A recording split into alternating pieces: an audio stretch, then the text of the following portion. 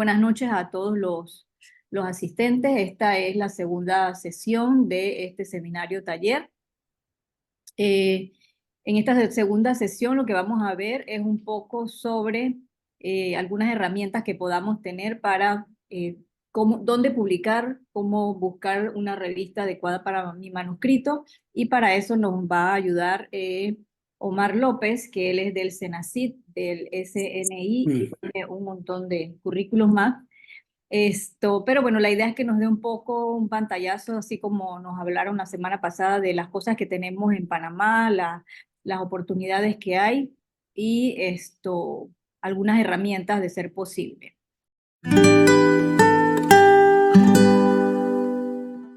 Bueno, muchas gracias, doctora Lorena, por la invitación para compartir un poco, como usted dice, un poco de este mundo de las publicaciones científicas, porque en la realidad es un mundo que hay que adentrarse en él y conocer. A medida que más conocemos, más vamos descubriendo, y la verdad que tiene su arte, por decirlo así.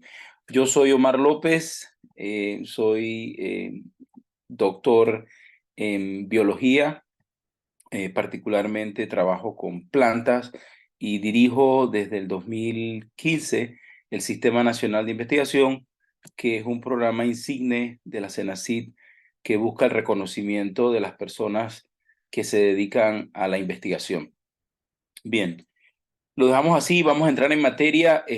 Al final tengo unas herramientas, pero sí me gustaría contextualizar un poquitito, que quizás ya es posible que lo hayan visto en la sesión anterior, y tiene que ver sobre el mundo de las publicaciones, el mundo de la ciencia, por qué es importante publicar.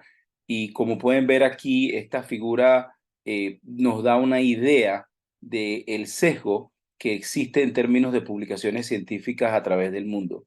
La participación de los países latinoamericanos es realmente baja en lo que es las publicaciones científicas, eh, aunque está en un gran crecimiento actualmente, y también se están potenciando muchas revistas en español. Así que eso hay que tenerlo en contexto.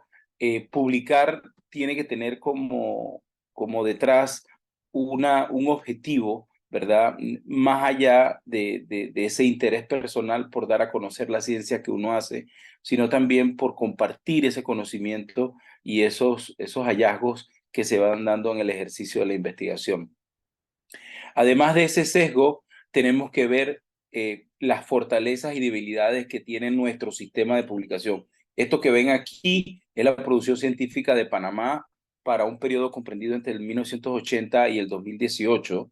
Y como pueden ver, en Panamá se publica mucho sobre ciencias naturales. Esto es algo histórico, y las ciencias médicas, el área que ustedes pertenecen, no tiene una representatividad muy amplia. Sí tiene publicaciones, pero en estos análisis pues no marca significativamente. Entonces, yo creo que hay una oportunidad, una gran oportunidad para contribuir desde las ciencias médicas hacia incrementar el acervo científico en el área de las ciencias médicas. Nosotros somos un país con una larga y rica historia en enfermedades infecciosas, en cosas raras, por decirlo así, y yo creo que también desde ese punto de vista podemos aportar.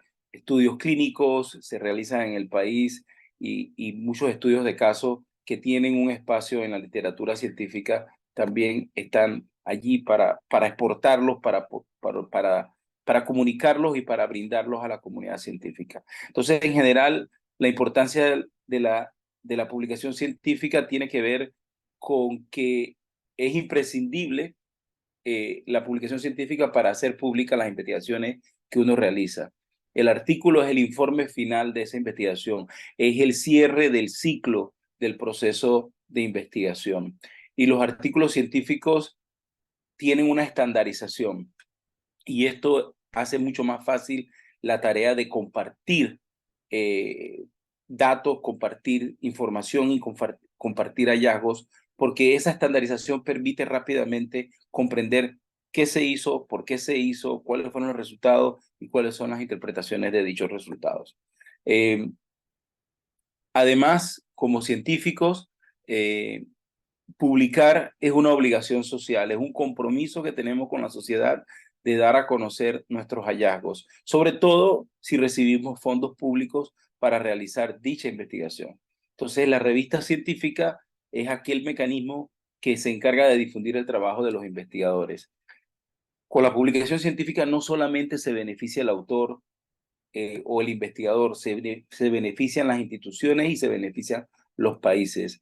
Y en este mundo globalizado es importante hablar un mismo lenguaje científico, que hoy día es por preferencia el inglés. Sí, a veces nos quejamos que si podemos publicar en español. Claro que podemos publicar en español. Hoy día hay una mayor cantidad de mecanismos para hacer visible esas publicaciones en español, pero recordemos que también en el pasado las publicaciones eran en latín, entonces todo el mundo tenía que escribir en latín. Hoy día es el inglés y si podemos poner una publicación en inglés, pues va a tener un mayor auge y una mayor difusión dentro de la comunidad científica porque ese es el idioma oficial de la ciencia. Si lo hacemos en español, también es bienvenido. Cualquier aporte es bienvenido. Como dije, hay una gran oportunidad para hacer un impacto o para tener un impacto en lo que es el mundo de la publicación científica. Esto de que por qué es importante la publicación científica tiene dos perspectivas, ¿no? Tiene la perspectiva del investigador, pero también tiene una perspectiva más institucional. Ahí a la izquierda, por ejemplo, tienen la perspectiva del investigador y pueden ver que el investigador le gusta hacer descubrimientos, le gusta investigar para aportar al conocimiento, para avanzar una línea de investigación, para recibir esa aceptación y ese reconocimiento de la comunidad científica, para ganar prestigio académico, para recibir más financiamiento. Pero desde el punto de vista institucional, ¿verdad? La publicación es importante por el reconocimiento ese que se da a la institución o los rankings que van ganando las instituciones por tener más o menos publicaciones. Y también brinda un grado de internacionalización de esa institución.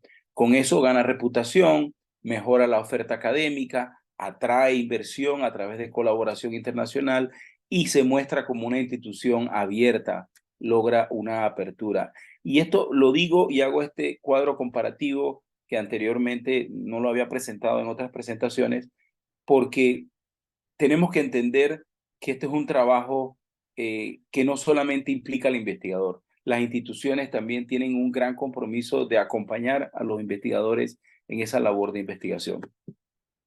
¿Cómo encontrar y elegir la revista para su manuscrito? Que es a lo que principalmente la doctora Lorena nos convocó. Y seleccionar una revista para publicar un trabajo parece una tarea también, parece una tarea simple, pero es tan fundamental el ejercicio y todo el trabajo que requiere escoger una revista que toma cierto tiempo. Eh, Escoger una revista y no frustrarse en el proceso de publicar es importante para exactamente eso, para evitar eh, el rechazo, para evitar la demora en la comunicación científica. Entonces, voy a ver aquí algunos tips o algunas sugerencias de cómo encontrar o elegir una revista. Antes que nada, la mejor manera de conocer dónde publicar es consumiendo literatura científica. Si usted consume literatura científica, usted va a consumir artículos científicos de revistas que publican estudios del área de su afinidad o a un área afín a la que usted se desempeña. Entonces, consumir literatura científica de una manera regulada, ¿verdad? De una manera diaria. Voy a decir, bueno, por ejemplo, hay investigadores que en sus periodos de picos más activos consumen 2, 3, 4 artículos científicos por día en su área para estar al día. Van viendo las revistas donde salen esos artículos. Entonces, el trabajo ese de buscar literatura científica y de consumir literatura científica es un trabajo que el investigador debe hacer con cierta frecuencia. A medida que él se despega de esa frecuencia, por supuesto que va perdiendo ese contacto de dónde se está publicando los asuntos o las líneas de investigación o las investigaciones que él tiene más afinidad, ¿verdad? Y también se va alejando de la actualidad del campo que tiene interés. Entonces, la mejor manera de encontrar y elegir una revista es consumiendo literatura científica de revistas indexadas, ¿verdad? Que usted está en contacto diariamente. Ese es mi primer consejo. Luego, vienen una serie de parámetros que hay que tener en cuenta antes de publicar. Y estos son, por ejemplo, el tipo de audiencia al cual yo quiero llegar. Si yo quiero publicar o llegar a una audiencia nacional, pues busco una revista nacional. Si yo quiero tener un poquito más de impacto o llegar a una audiencia más amplia, entonces busco una revista que tenga un corte regional. Y si quiero globalizar mis investigaciones, pues me voy a una revista que tenga un contexto más global. Otro de los aspectos a considerar es si la publicación es abierta, o sea, de acceso abierto al público, o es de manera tradicional, sobre todo en el área de las medicinas, las ciencias naturales. Hay todavía revistas tradicionales que pertenecen a asociaciones profesionales. Esas revistas tradicionales todavía no son completamente abiertas. Si quieres que tus artículos sean de acceso abierto, pues ellos te piden que llenes otro formulario, que pagues los derechos para poder que sea de acceso abierto, pero todavía publican bajo un esquema tradicional, que es que uno cede, ¿verdad?, los derechos a la revista, y entonces la revista puede que te coloque un embargo en tu artículo de unos 2 años, y después de esos 2 años posiblemente la publicación sea abierta. Estas revistas todavía existen, eh, pero no cuesta nada publicar allí, y bueno, habría que esperar un embargo de 2 años. Otras tienen algunas políticas de que puedes publicar o puedes tomar esos artículos y someterlos o subirlos a un repositorio nacional. De eso posiblemente ya les tiene que haber hablado, quizás les habló un poco el magíster Robinson Zapata. Pero esa decisión de si una publicación abierta o tradicional depende mucho también a veces si contamos fondos para pagar pues los costos del acceso abierto,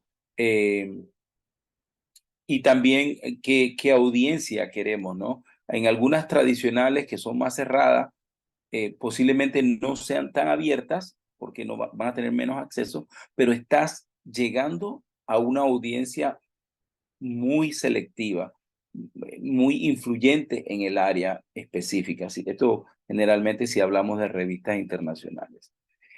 Amplitud de la revista. ¿Qué quiero decir con la amplitud de la revista? La amplitud de la revista se refiere a los diferentes campos. Hay revistas que son multidisciplinarias, ¿verdad? Y hay revistas que son específicas del área. Por ejemplo, en medicina hay mucha especificidad en las revistas. Tenemos revistas de genética, tenemos revistas de eh, aspectos respiratorios, de gastro, de epidemiología, tenemos también de dermatología. O sea, tenemos mucha especialización. Entonces, eh, si yo quiero que mi trabajo que es de un área, vaya a un área específica, tengo que buscar esa especificidad, ¿verdad? Pero si quiero si es un hallazgo mucho más interesante y mucho más amplio, que tiene repercusiones muy amplias, entonces quizás busco una revista multidisciplinaria, por ejemplo, Science, Nature. Sí, estoy hablando quizás de revistas eh, de muy alta gama, pero son revistas multidisciplinarias. Entonces, tu trabajo va a quedar en una revista que tiene un amplio espectro, donde no solamente va a ser leída por personas de tu campo, pero sino de otros campos en general. Pero ese balance lo determina el poder que tiene el estudio, la fortaleza o la robustez de los datos que se tienen, ¿no? Entonces, eso siempre hay que sopesarlo y cuando se inicia, a veces no se tiene la esperanza, la experiencia como para poder decidir dónde puede ir esta publicación o esta información, en qué revista puede ir. Para eso es importante el relacionar la información o las investigaciones que uno hace con colegas que tienen un poco más de experiencia en la publicación científica. Si la revista está indexada o no. Esto es realmente el inicio de una discusión. ¿Está indexada o no la revista? Hoy día muchas revistas están indexadas. La mayoría de las revistas están indexadas.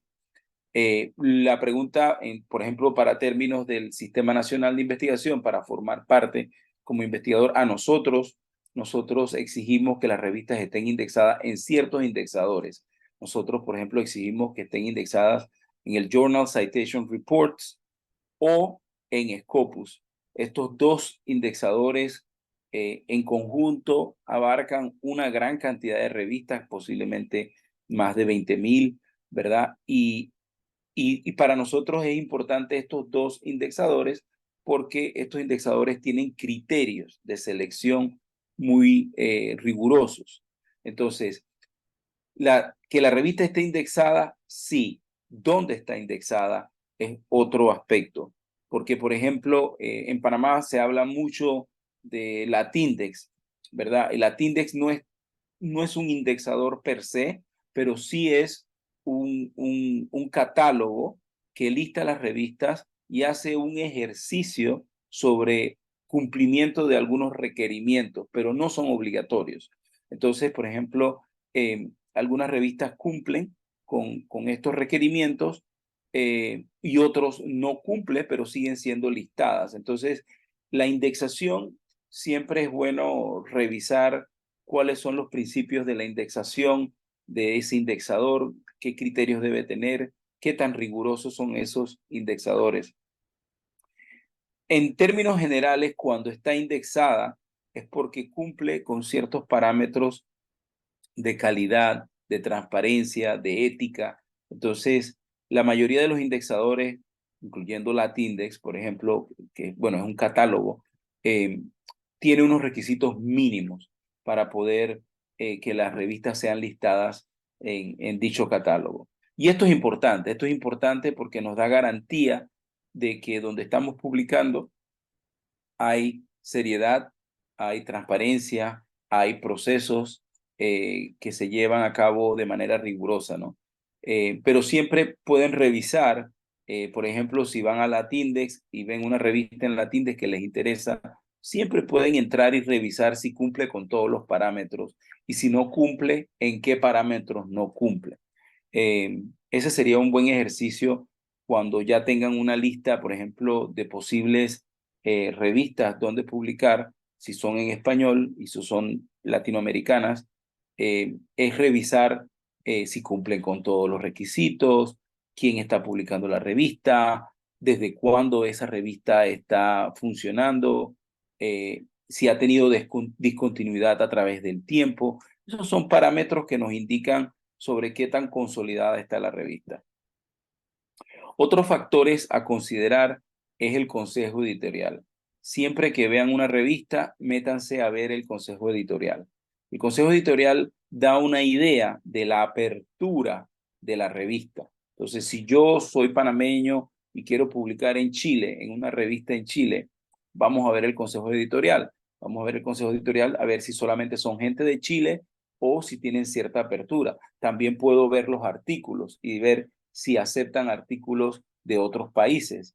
Esto a veces parece algo somero, pero puede que la revista tenga un interés en publicar su ciencia local, ¿no? Que editorialmente sería como, no tiene mucho impacto, porque todas las revistas deben ir hacia la apertura, pero puede pasar que hay una revista consolidada que tiene poca apertura editorial y entonces podría ser una limitación para poder publicar. busquemos revistas, sobre todo, por ejemplo, revistas en inglés, y asegurémonos que tengan una representatividad de hispanos o de hispanoparlantes, ¿verdad? Porque eso nos da una seguridad de que consideran la región, ¿no?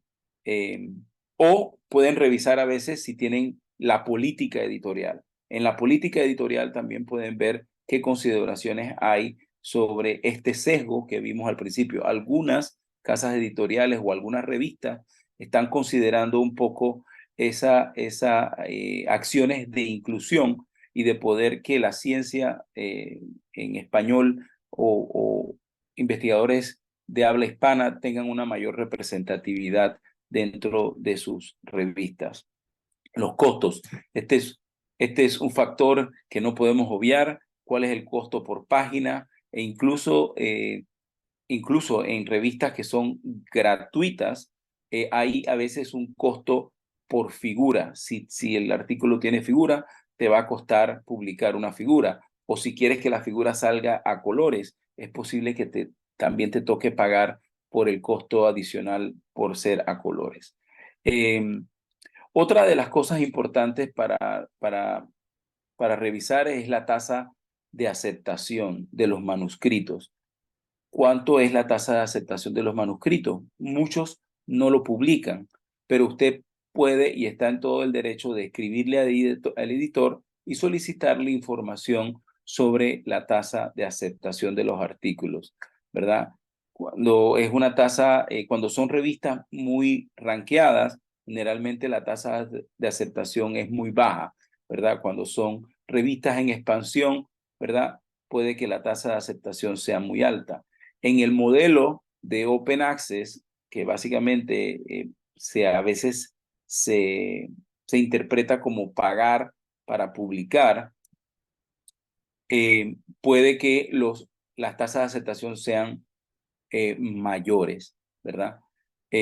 La velocidad de publicación, y esta es una de las razones por la cual la gente está publicando más y más en acceso abierto y pagando los costos de la publicación, es porque la velocidad de la publicación y los plazos de entrega son mucho más rápidos. Eh, pero aparte de eso, hay otras limitaciones, como por ejemplo, cuántas figuras te permite publicar esta revista, ¿verdad? Eh, las resoluciones de imágenes, esto entra en la parte de edición. Eh, y bueno, lo de acceso abierto, si el texto o eso va a ser completamente gratuito, ¿no? Entonces, hay muchos factores a considerar y por esos mismos factores, nosotros vemos muchas prácticas eh, que están desalineadas a veces con los objetivos de la publicación. Si ustedes quieren conocer más de journals o de revistas científicas, ustedes pueden visitar Latindex, lo pueden buscar en Google, así mismo Latindex, y van a ver el catálogo, y allí pueden ver, pueden seleccionar por país, pueden seleccionar por revista. Está también Cielo, que es la librería en línea, la librería electrónica en línea científica para toda Latinoamérica. Está Redalic, está la DOA, perdón, que es el directorio de journals de acceso abierto. Y luego tenemos estas otras grandes casas editoriales como Springer, Elsevier, Oxford, Biomed Central, Taylor and Francis. Todas ellas tienen un conjunto de artículos, ¿no? Perdón, de revistas donde uno puede publicar. Entonces, la tarea de publicar debe ser pensada eh, desde antes. ¿Por qué? Porque cuando uno está diseñando o ya tiene en ejecución un proyecto de investigación, uno más o menos sabe por dónde va la investigación, qué tipo de resultados más o menos va a obtener, dónde se contextualiza esa investigación en el paraguas global de la ciencia de esa línea o de esa área de investigación. Y si usted consume literatura científica, más o menos, usted tiene idea por allí de algunos journals, algunas revistas científicas que pueden ser de interés. yo sugiero hacer una tarea y poder levantar una hoja de Excel con, con el nombre de al menos 10 revistas, ¿verdad? Y poder evaluar esas revistas desde los aspectos que más o menos les he mencionado. Estos factores: la audiencia, la publicación, el costo, la amplitud de la revista, dónde está indexada, cuáles son las tasas de aceptación, también los tiempos de publicación. ¿Cómo puedo entender los tiempos de publicación? Los tiempos de publicación se pueden medir. Si usted hace un muestreo de los artículos publicados en esa revista, usted va a ver en cada uno de los artículos la fecha en la cual fue recibido el artículo por primera vez por la revista y la fecha en que fue aceptado, ¿verdad? Y la fecha en que fue publicado. Son 3 fechas que la revista debe presentar en cada uno de los artículos. Eso a usted le permite calcular y sacar un promedio del tiempo que demora en que usted somete el artículo al tiempo en que es aceptado y luego el tiempo desde que es aceptado a que es publicado. Y así usted tiene una idea de cuántos son los plazos de entrega para el artículo que usted someta. Todas las revistas, casi todas las revistas tienen esta información en cada uno de los artículos que publican. Así que usted puede hacer una tabla, y yo lo he hecho, generalmente una tabla Excel, tengo un artículo en tal y tal aspecto, vamos a revisar tal revista. Yo voy a tal revista y esa revista pues me leo, miro el consejo editorial, miro la amplitud de la revista. Eso está generalmente en el scoping de la revista o a veces en el about de la revista. Hay que saber también navegar las páginas web de las mismas revistas y sacar esa información y hacer una tabla de posibles revistas donde yo también puedo ponerme luego a sopesar cada una de ellas. Generalmente, investigaciones cortas no los publican todas las revistas. A veces tenemos una investigación que, bueno, no es un artículo en extenso o no amerita un artículo en extenso, sino que amerita una comunicación corta o un reporte. Entonces, si ese es el caso, hay que mirar si la revista pues tiene ese tipo o acepta ese tipo de artículos. ¿Cómo estamos con el tiempo, doctora? ¿Estamos sobre el Sí, tiempo? ya estamos, ya se nos acabó realmente. Pero un par de ¿Se nos minutitos acabó? vaya cerrando. Sí, sí, Bueno, sí, esto produce errores comunes, mismatch de presentar un artículo a una revista que no se alinea a una audiencia que no es. Por ejemplo, presentar un artículo altamente técnico a una revista dirigida a un público más general.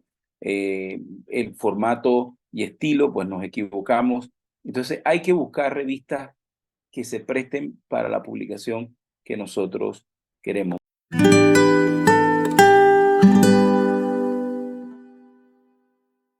Otra base de datos que no mostré aquí es la base de datos Chimago. Chimago se alimenta de Scopus y también ofrece una plataforma también muy amigable, abierta, es gratuita, y ahí también se puede buscar muchas revistas, ¿no? Del área de ciencias médicas, y vas filtrando, o por país, sobre todo para encontrar revistas en español es muy útil porque te permite encontrar revistas en español que están calificadas por Scopus.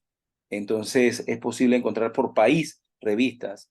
Yo me voy, por ejemplo, a Chile, y Chile tiene como tenía 72 revistas en, en Scopus no hace mucho. Baja Colombia tiene 30 y pico. Y entonces por ahí puedes ir buscando y puedes tener ese doble propósito de publicar, ¿verdad? En una revista que tenga una indexación mucho más fuerte. Las revistas locales también son importantes para dar ese primer paso, sobre todo también para acompañar a estudiantes en el proceso de publicación y hacer los primeros reportes de muchas investigaciones. Pero todo depende también de los datos que tengamos y de la fuerza o de la potencia de la investigación. Ok, bueno, nuestro siguiente expositor es el doctor Javier Jaramillo. Entonces, Javier Jaramillo lo escuché yo en una conferencia, en un congreso, y me gustó mucho, así que le dije en esa ocasión que quería que nos compartiera algo sobre ese tema. El doctor Jaramillo es egresado de la Facultad de Medicina de la Universidad de Panamá. Transitó por nuestros hospitales, tanto de estudiante como de internado. Hizo su internado en el Hospital Santo Tomás y en el Vigía de Chitré el segundo año.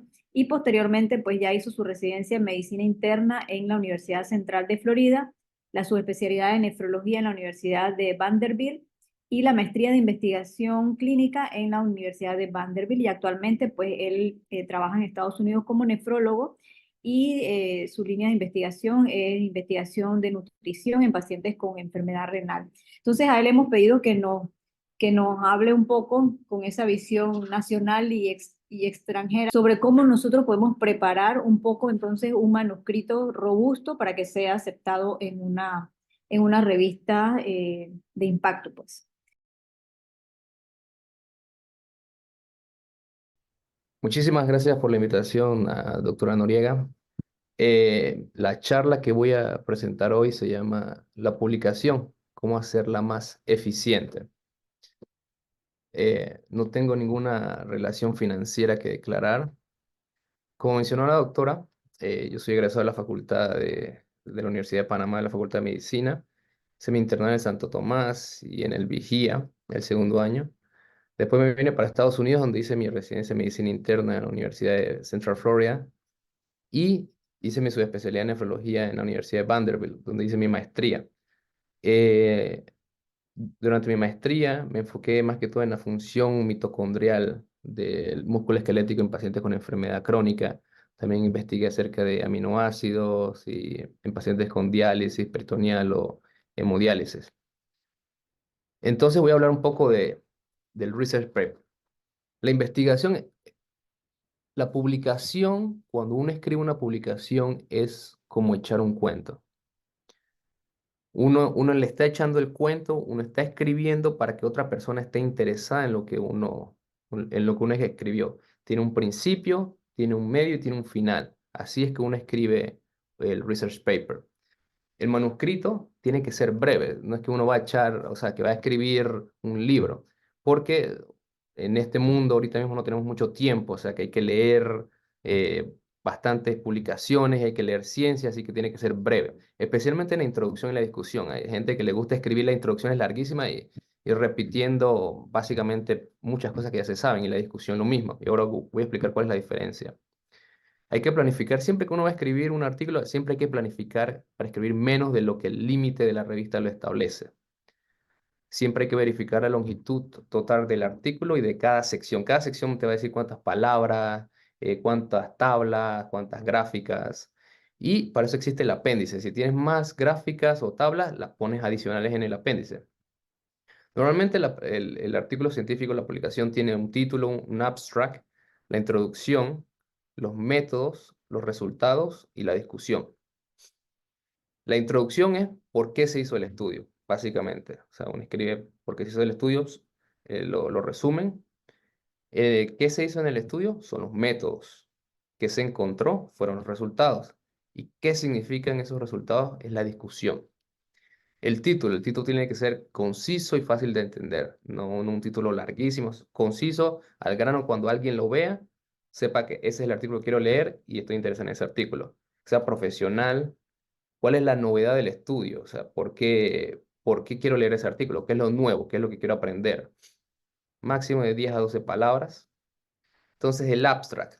El abstract es bien importante porque los editores y los revisores de la revista, eso es lo que ellos no tienen tiempo para estar, ellos le llegan un montón de artículos científicos, ellos no tienen tiempo de estar leyendo todo el artículo, ellos nada más se leen la primera página del artículo, que es el abstract. O sea, hay que captar la atención del editor, hay que demostrar por qué es importante lo que yo escribí.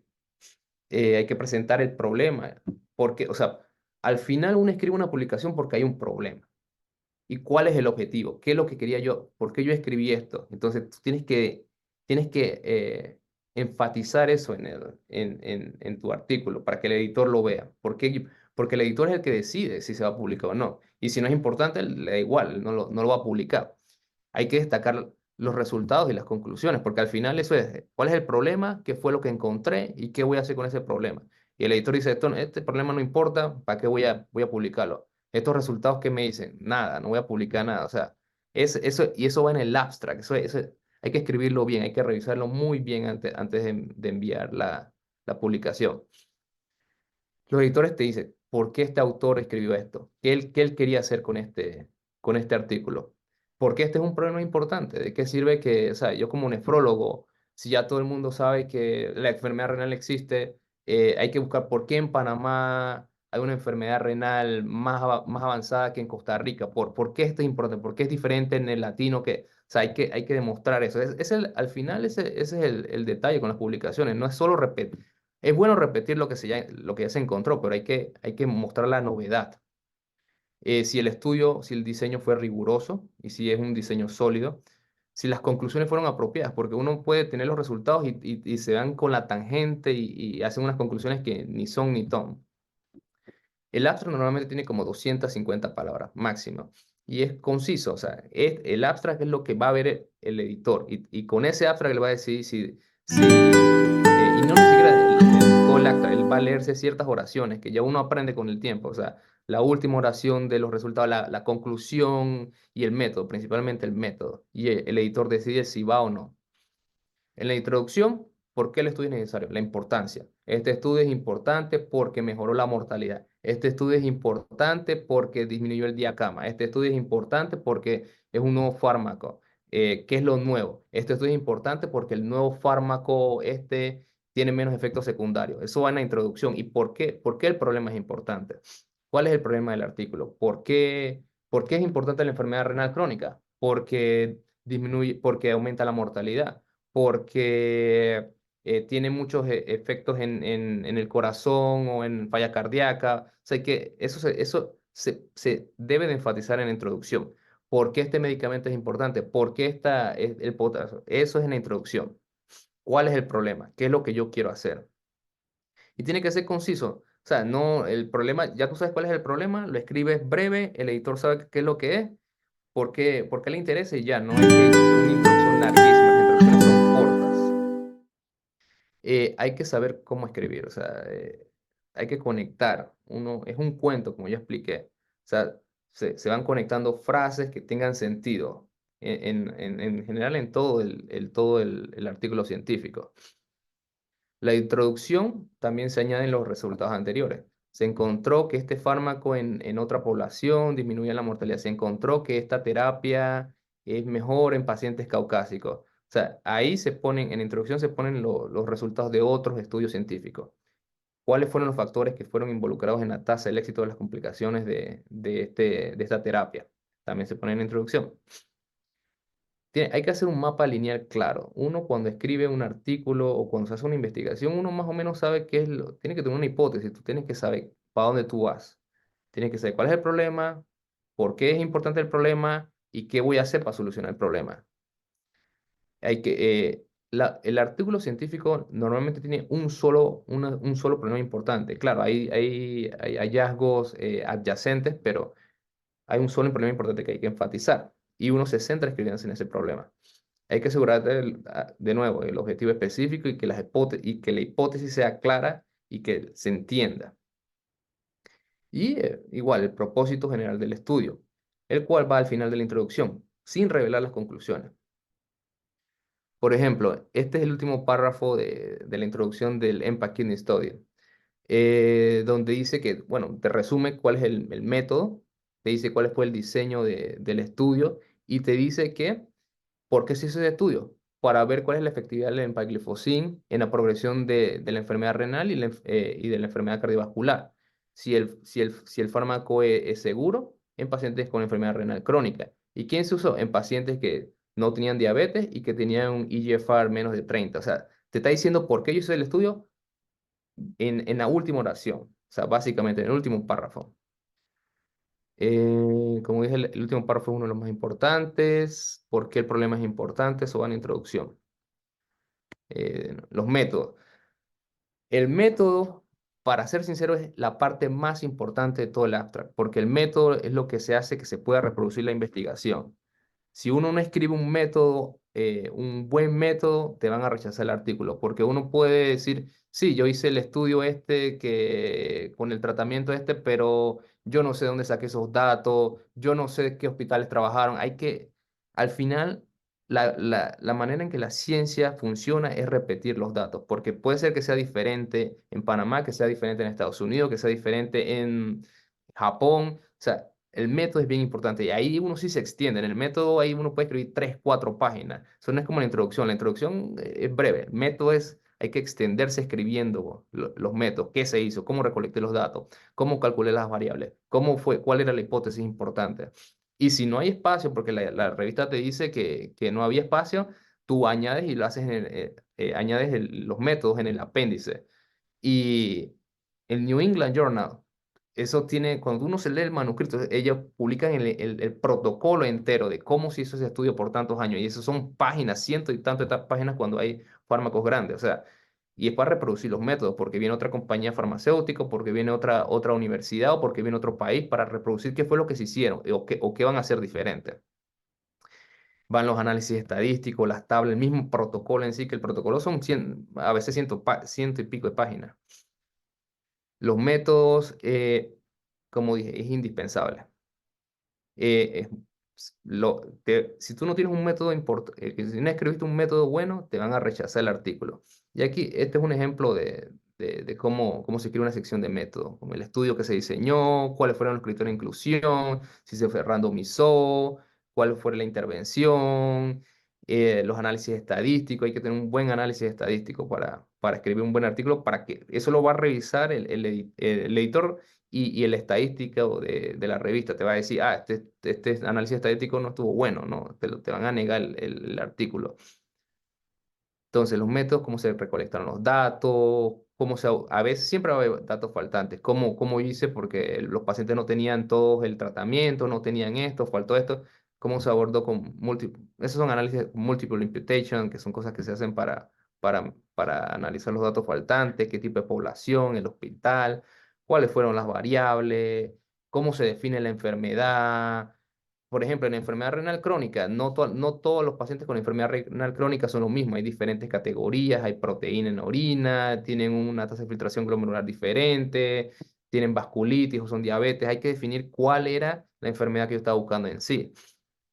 En los métodos, ¿cuáles las variables que yo estaba buscando? Las variables es la mortalidad, pero la mortalidad en los 30 días, la mortalidad en los 90 días, la hospitalización, o sea, hay que definir todo, exactamente todo lo que, porque uno puede escribir sobre un mismo tema, pero hay cosas que cambian, la variable puede cambiar porque usé un hospital diferente, porque usé una tasa de filtración glomerular diferente, porque está más enfocado en diabetes, porque está más enfocado en hipertensión, cosas así.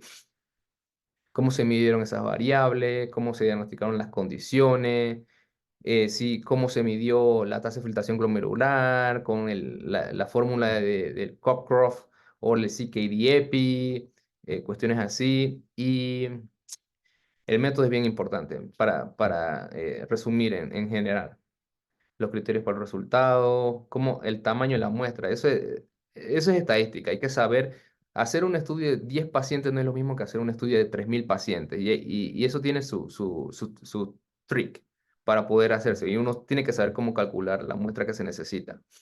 Eh, Análisis estadístico. Hay que ser un buen... Si uno no tiene... cuando uno escribe un artículo, tiene que tener una estadística de base que te ayude a analizar los resultados. Y así se ven en los estudios, con los análisis estadísticos. Y bueno, el p-value, proporcionar los p-value exactos, qué se hizo, si se hizo regresión lineal, evitar no es la dicotomización, no es lo mismo decir que está la enfermedad presente, sí o no, que darte todo el rango de enfermedad. No es lo mismo. No es lo mismo decirte que hay una enfermedad renal crónica estadio 1, 2, 3, 4, 5, que decirte que la tasa de filtración glomerular es del 15 al 60, porque son números continuos. Es mejor darte todo el rango de variables en vez de darte solo categorías. Las categorías no son tan robustas como darte un rango de análisis completo de los números. la gente cree que todo lo que es p-value significa, es importante. Eso no es así. O sea, más importantes son los intervalos de confianza que el mismo p-value. Y hay que trabajar con un bioestadístico para poder hacer una publicación apropiada. Los resultados, bueno, son hechos, son lo que tú viste. Uno no va a especular en los resultados. Si yo encontré que la mortalidad es así, si yo encontré que la hospitalización es así, eso es lo que se pone en los resultados. Y se ponen en orden natural y lógico, como mencioné, para contar una historia. No se exageran y no se repiten resultados. Lo que encontré fue lo que encontré. Esto es, la mortalidad es 10% menos y ya, no se explica nada allí, eso es en los resultados y no se repite, no, ya yo lo mencioné una vez, no lo voy a repetir. Eh, Hay que usar mucho las tablas, porque uno no tiene tiempo para leerse todo el artículo a veces, uno se va a las tablas y se va a las gráficas y ya uno lo entiende rápido.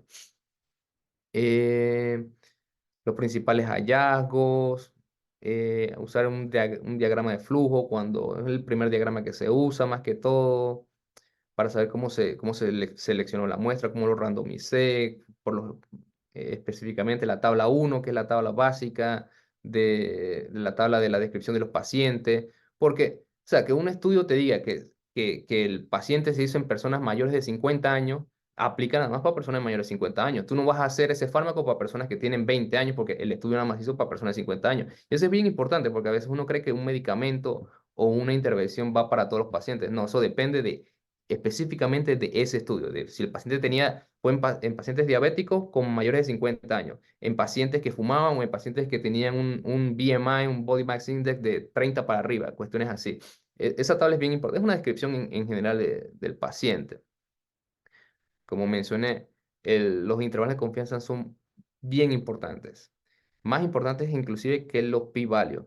Y hay gente que nada más cree que todo lo que es p-value es importante, no necesariamente. Hay que saber de estadística para saber que no es así. Usar gráficas que tú ves aquí, por ejemplo, en esta gráfica tú ves que la mortalidad en estos pacientes era menor cuando se usa empagliflozin aquí y se ve de una vez, o sea, no hay ni siquiera comparado con el placebo. Y eso te resume todo te resume un montón de palabras que tenías que leer. A veces hay que dividir las gráficas por grupos. Aquí está, con diabetes, sin diabetes, con la tasa de filtración glomerular, menos de esto, ese y es rápido. Y uno ve la gráfica y ya no tiene que leer tanto, ya uno sabe lo que encontró los resultados. La discusión es otra cosa. La discusión es ahí donde uno habla un poquito más de qué fue lo que encontré en el resultado. Es donde uno trata de vender un poquito, pero tampoco hay que exagerar, porque uno tiene que no tiene que fijarse en lo que uno encontró, no exagerar, porque si no, ellos se dan cuenta, o sea, la gente, los editores se dan cuenta de que uno exageró. Y hay que evitar introducciones aburridas en la discusión y enfocarse en lo que yo encontré nada más. Hay que, ¿por qué especialmente por qué mis resultados fueron importantes? La discusión es diferente de los resultados nada más es los resultados, los números. La discusión es por qué esos números son importantes. Es el análisis de los hallazgos. No hay que mencionar hallazgos que no mencionar hallazgos. Si tú no encontraste algo en los resultados, ni lo menciones en la discusión. O sea, no. Tú puedes comentar de que en otro estudio encontraron otras cosas diferentes, pero no mencionar algo que tú nunca hayas encontrado en tus resultados. Y presentar conclusiones útiles. O sea, si yo quiero saber que mi hospitalización es menor con este tratamiento, bueno, ese sería mencionar eso en la discusión. Que es describir la información nueva, comparar tu estudio con estudios previos, pero siempre hay que ser diplomático porque uno no puede decir que todos los estudios que se hicieron eran peores que el mío y que los resultados fueron diferentes. Hay que decir, no, que o sea, diplomático. En el estudio de este doctor en et al. Se encontraron diferentes hallazgos muy interesantes y ya, o sea, no hay que decir que, o sea, nada más se mencione ya. Explicar los métodos, porque a veces los métodos que yo usé fueron diferentes a los métodos que se usaron en otros estudios.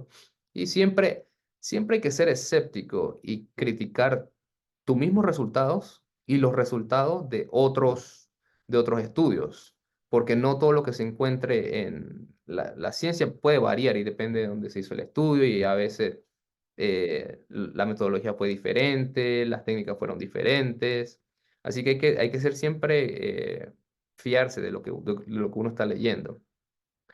Es importante ahorita mismo también discutir las implicaciones financieras, porque en este mundo en el que vivimos, o sea, si te cuesta menos prevenir una enfermedad, uno lo pone en los hallazgos, en la discusión, porque al final el dinero cuenta, especialmente en ciencia, como ustedes lo saben, en la medicina. Y considerar por qué mis resultados fueron diferentes en la discusión, por qué no se encontró lo que mi hipótesis era que iba a mejorar el tratamiento con este nuevo manejo, pero no mejoró y hay que buscar las explicaciones alternativas. Eso se menciona en la discusión. Y hay que poner las limitaciones de tu estudio. Siempre hay que tienes que, no puedes decir que tu estudio fue el mejor. O sea, bueno, mi muestra fue pequeña, yo no randomicé. Siempre hay que poner algo allí para no vanagloriarse de que, o sea, para que el autor vea que siempre hubo fallas allí. O sea, no todos los estudios son perfectos. Hay que abordar las limitaciones de tu estudio. Y en la discusión se pone por qué, who cares, por qué, a quién le importa lo que yo escribí, por qué este estudio es importante, porque mejoró esto, porque hizo esto, porque lo otro y añadir un parrafito de las implicaciones futuras. Bueno, en un futuro quisiéramos implementar este fármaco en la Caja de Seguro Social o en el ministerio para así disminuir el diacama, lo cual va a beneficiar en $500,000 al año al costo del paciente, bla, bla, bla, bla. Entonces, eso es importante también mencionar en la discusión. ¿Y qué otras investigaciones se pueden hacer? O sea, si hicimos una investigación en diabéticos, bueno, vamos a ver cómo este estudio va a ser en no diabéticos y probablemente hagamos un estudio en no diabéticos. También qué investigaciones se pueden hacer a futuro. Y como mencioné, hay que ser modesto, no hay que exagerar los resultados. Y el último párrafo normalmente de la introducción y la discusión hay que ser llamativos y se menciona y hay que resumir cuál fue la conclusión del estudio. O sea, en el estudio este del empagliflozin, lo que se encontró fue que disminuía la mortalidad en pacientes con la progresión de enfermedad crónica en pacientes con empagliflozin en vez de usar el placebo. Y, y esas son las implicaciones de los estudios. Ya, muchísimas gracias. ¿Alguna pregunta? Hola, sí, muchas gracias. Bueno, recuerden que pueden hacer sus preguntas ahí en la parte de abajo donde dice sesión de preguntas y respuestas. Eh, yo tengo varias, en verdad.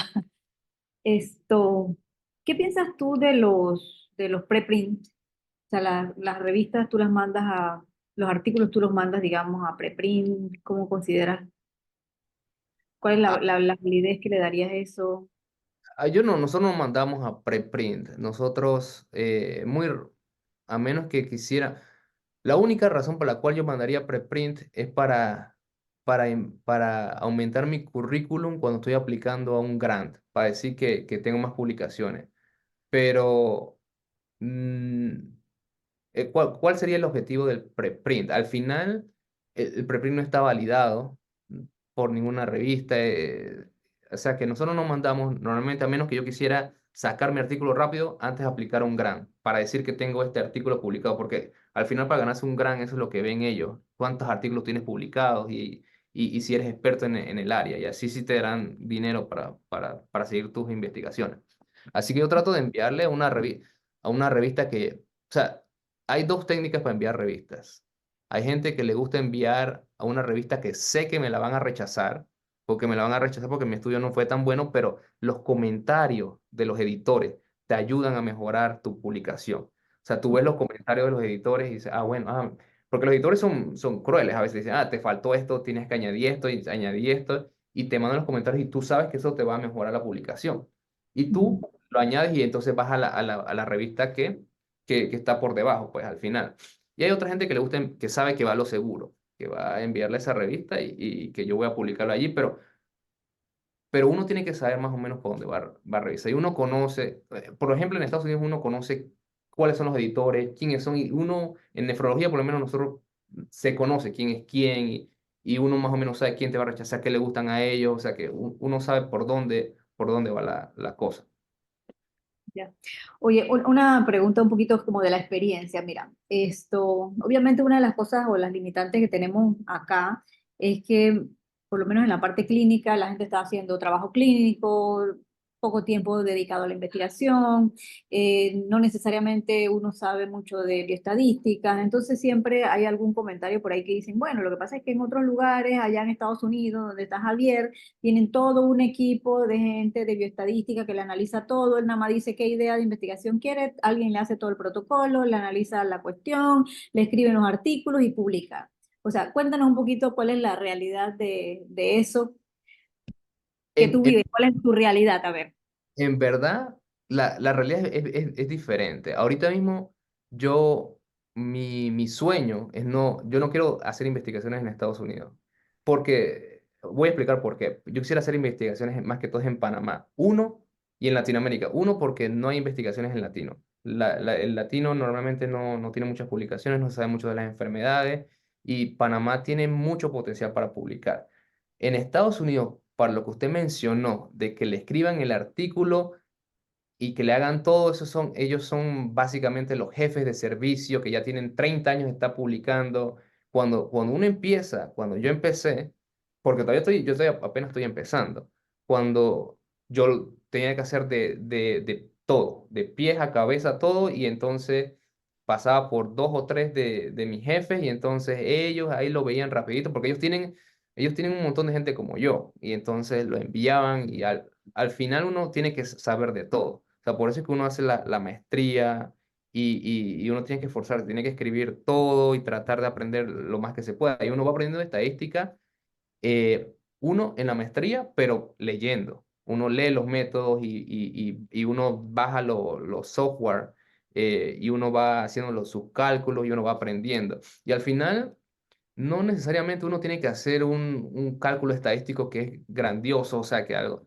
Al final hay cuestiones básicas. Tú das un medicamento y miras si hay mortalidad, no hay mortalidad, y eso no es un análisis súper complicado. Pero la, la diferencia de Estados Unidos es que acá la gente empieza, la mayoría de la gente con la que yo trabajaba, ellos empiezan a los 18 años en la universidad, ya tienen publicaciones, ya van haciendo publicaciones desde temprana edad. Yo en Panamá nada más hice una, y fue al final, ya después del internado, pero ellos tienen un currículum ya pesado. Y entonces, para seguir en publicaciones en Estados Unidos, el que te da los fondos es el gobierno. Te da el fondo del gobierno, o te lo dan instituciones privadas, pero no te lo da todo el mundo. O sea, se lo da a personas que tienen un currículo pesado en investigación. Así que es bien difícil empezar en Estados Unidos. Uno, porque hay mucha gente, y dos, porque la competencia es fuerte. Pero en Latinoamérica, no hay tanta competencia, en el sentido de que no hay tantas publicaciones, no se sabe la experiencia de esa enfermedad en el panameño. Y eso es muy importante. Panamá tiene potencial para competir, y enviar publicaciones a todas estas revistas de Estados Unidos. Y yo sé, porque viví en Panamá, y mis papás también, y yo veo todo como, y hay mucho potencial para escribir y enviar, y sacar buenos artículos científicos en Panamá. Mira, por acá me están preguntando si podemos compartir tu mail. Sí, sí. Eh, ¿Qué tipo de programa estadístico utilizas? Que si el SPC, SPSS, de ReStudio. Al final te van a dar casi lo mismo. SPS o Stata, los que son pro usan R. Ese sí, pero esos son gente que hicieron una maestría, un doctorado en bioestadística, pero SPS, Stata son básicos, ahora está el YouTube, está ChatGPT, uno ve en YouTube cómo hacen los análisis estadísticos, y tú vas leyendo nada. Y no es tan difícil como se cree. O sea, hay que practicarlo nada más. El mensaje al final es que en realidad no es que tienen en otros lugares un séquito de gente que te ayuda a hacer tu investigación. Al final el investigador tiene que aprender, siempre tienes como algún consultor de repente de bioestadística que te oriente un poco más, pero no es que tienes a alguien que te haga todo ese trabajo en realidad. Que a veces No, es como la sensación que percibo que acá se siente, pues como que bueno, si yo tuviera todo un equipo de gente que me haga todo ese trabajo, lo haríamos, pero en realidad no es tan así tampoco. uno tiene que empezar desde abajo, y tiene que saber todo. Mi jefe, bueno, el que era mi jefe, mi mentor, él me enseña las fotos cuando él empezó y igual se ve las publicaciones sencillas, él no sabía todo y para llegar a ese nivel que él pasó 20, 25 años y llevan publicando muchísimos años, pero uno tiene que saber todo, pero básico, o sea, tampoco es que uno no lo tiene todo acá, o sea, sí te ayudan cuando uno está en la maestría, en su especialidad, pero uno tiene que escribirlo todo y te dicen, no, borra este párrafo, empieza de nuevo, este análisis no me gustó, y uno empieza de nuevo y uno lo hace. Hay algún lugar por donde tú empiezas a escribir? Algunos recomiendan de que, bueno, una vez que tú empiezas escribir el artículo, empieza por los resultados. O sea, ¿hay alguna parte del artículo que tú empezarías? Esto asumiendo de que todo el mundo debería tener un protocolo antes de investigar, obviamente. O sea, tú empiezas por alguna parte específica en orden del artículo o te vas a alguna sección en particular. La metodología, cuando uno está haciendo, la metodología sería el primero en escribir, porque cuando uno está haciendo el protocolo ya tú básicamente estás escribiendo la metodología, que es lo más largo que hay. Después de eso, los resultados, o sea, tienes que esperar a tener los resultados, claro está, pero sí, la metodología sería lo primero, los resultados y la introducción y conclusión, pero al final las introducciones son casi siempre lo mismo, o sea, no cambian mucho y son cortas. La discusión bueno, tienes que esperar los resultados, pero metodología, resultados, introducción y la discusión al final para analizar qué fue para discutir qué fueron tus hallazgos y el abstract es bien importante. Hay un par de preguntas aquí como relacionadas. Una dice, desde el punto de vista de bioestadística, ¿qué recomienda el doctor para hacer buenas investigaciones sin perderse en el proceso y aprender de bioestadística de igual forma? Y la otra que está relacionada es, para los que empezamos, ¿qué estadísticos nos recomienda? Eh, Ahorita mismo hay un trend, una tendencia en hacer estudios pragmáticos. Y eso no necesita mucho, bueno, sí, sí, análisis estadístico, pero un estudio pragmático que sería muy bueno. O sea, que los estudios pragmáticos, por ejemplo, hasta hace poquito en el hospital donde yo trabajaba, de hecho, la sección de nefrología hizo un estudio de que si el lactato de Ringer era mejor que la salina normal. Eso no se sabía hasta hace un par de años. Y uno usaba, oh, yo uso el lactato de Ringer o uso la salina normal.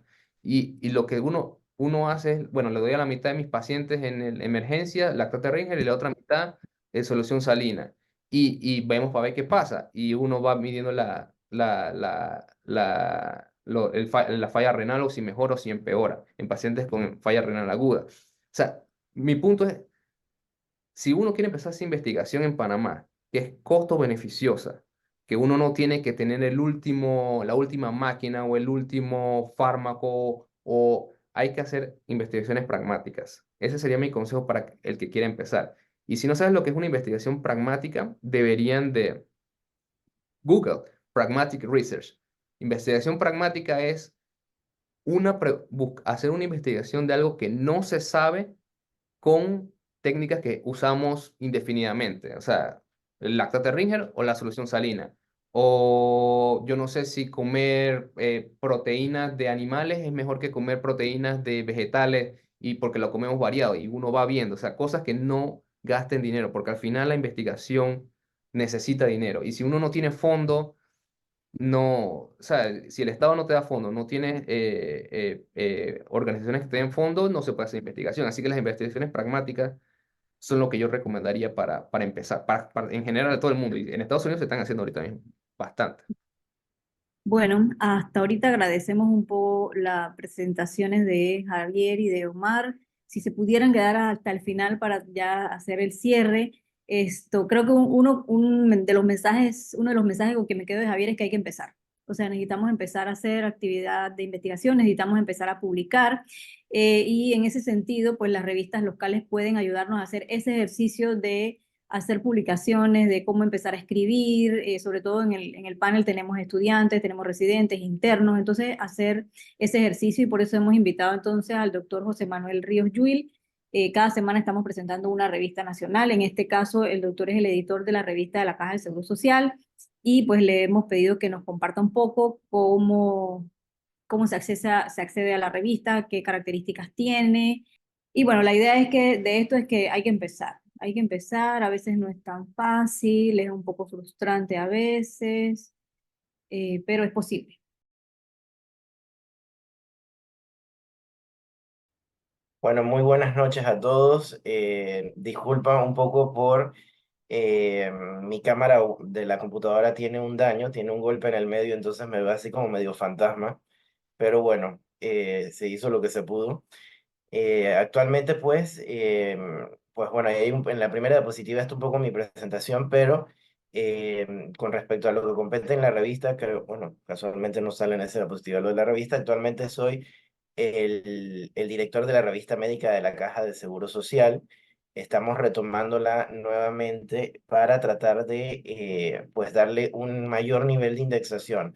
Actualmente está indexada en Inbiomed, pero pues necesitamos mantener periodicidad para llevarla a índices superiores, no estar con la meta de llevarla a Scopus.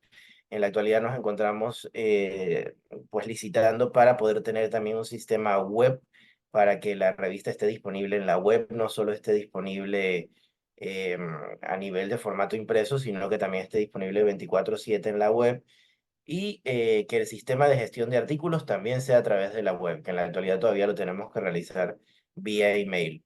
Entonces, bueno, aquí les muestro lo que era la parte del último número de la revista. Este es el encabezado de este último número. Déjenme administrar una cosa aquí que me está atravesando en la mitad de la pantalla. Eh, Fue un número especial de alcance que retomamos cuando volví a la revista para recuperar esa periodicidad que se estaba perdiendo. Actualmente, pues yo soy el editor de la revista, el doctor Paulino Vigil es el editor senior y pues tenemos parte del comité editorial aquí, donde la doctora Lorena también es miembro del comité editorial. De la revista tenemos artículos de editorial, por ejemplo, este que se escribió en esta edición que escribí yo sobre la revolución Jack en dermatología. Pues también tenemos artículos originales, por ejemplo, estos que estamos viendo acá. Eh, que algunos ejemplos de artículos originales salieron en esta última edición. También tenemos artículos de revisión, tenemos casos clínicos.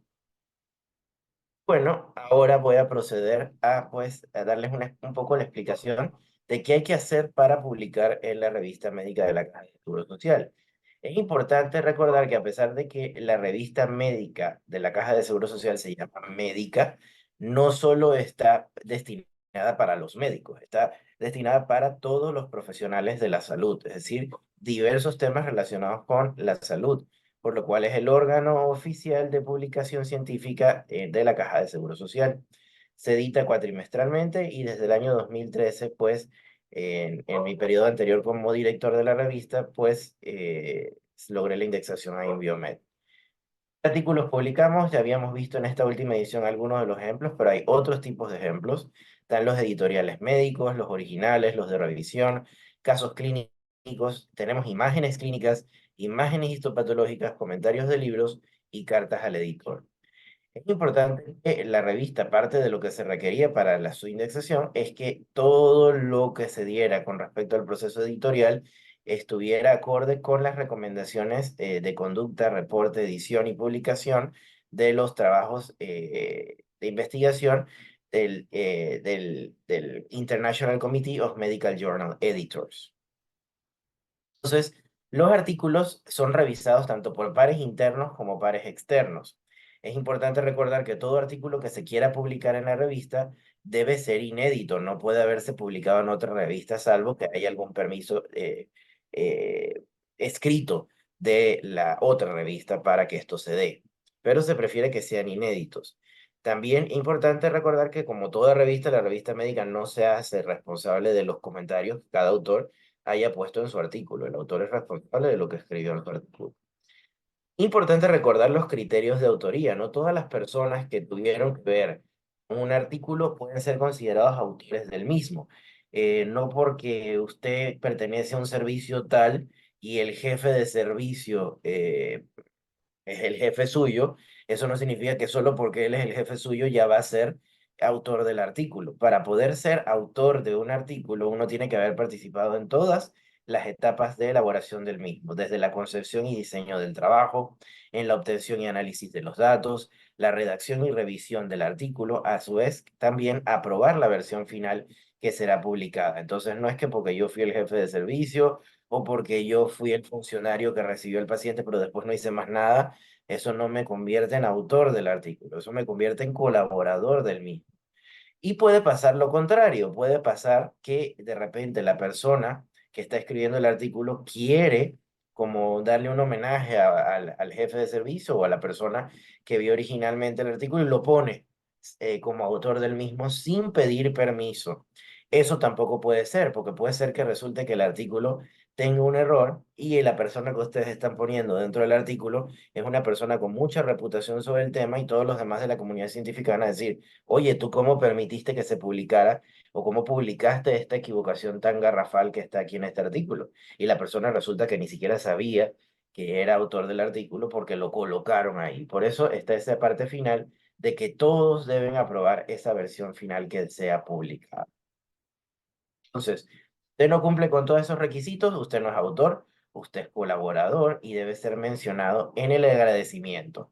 Pero una vez más, si usted va a mencionar a alguien en los agradecimientos, también hay que pedirle permiso a esa persona. No es que lo menciona sin que usted le haya pedido permiso para mencionar. En el caso de los casos clínicos, por ejemplo, cuando usted trabaja en conjunto con servicios que hagan diagnóstico como patología o radiología, usted debe darle la oportunidad al patólogo o al radiólogo que participó en el diagnóstico de su caso clínico de participar como autor del mismo. No es que usted agarra y le toma una foto a la radiografía o le toma una foto a la placa de patología y entonces usted se brinca a la persona que hizo el diagnóstico del caso que usted está trabajando. Hay que darles la oportunidad. Ya si ellos le dicen, no, yo no tengo tiempo, yo no puedo ponerme a escribir esto contigo, entonces pues usted le dice, pues quieres ser colaborador, que te mencionen los agradecimientos, así, bueno, pero hubo un acuerdo, no hay confrontación, no hay deshonestidad al momento de escribir el artículo. Cuando mandan un artículo para la revista, este debe ir acompañado de una carta de presentación. En la carta va el título del trabajo, los nombres de los autores con su título académico más alto, sus afiliaciones institucionales, el correo electrónico, teléfono, la manera de ser localizado y la razón por la cual usted considera que ese artículo es relevante e importante publicarlo. También debe venir una carta de compromiso firmada por todos los autores donde todos se comprometen de que ese artículo no ha sido publicado previamente en otra revista. Si este trabajo ha recibido alguna financiación, también mencionar esa financiación y los conflictos de intereses potenciales de cada uno de los autores. También deben indicar en la carta de compromiso que todos lo leyeron y todos aprobaron esa versión final y que de ser aprobado se traspasan los derechos de propiedad a la revista médica de la Caja de Seguro Social. Entonces, ¿qué debo enviar a la revista? Pues esa carta de presentación, la carta de compromiso y el manuscrito. Entonces, el manuscrito no debe tener los nombres de los autores. Y es muy importante que también en las propiedades del artículo no salgan los nombres de los autores, porque puede ser que usted no puso el nombre del autor, pero cuando le dio grabar al Word, resulta que su Word en las propiedades dice que esa es la computadora del doctor José Manuel Ríos Lluil. Entonces, no salía acá, pero sale en las propiedades. ¿Y por qué eso es tan importante?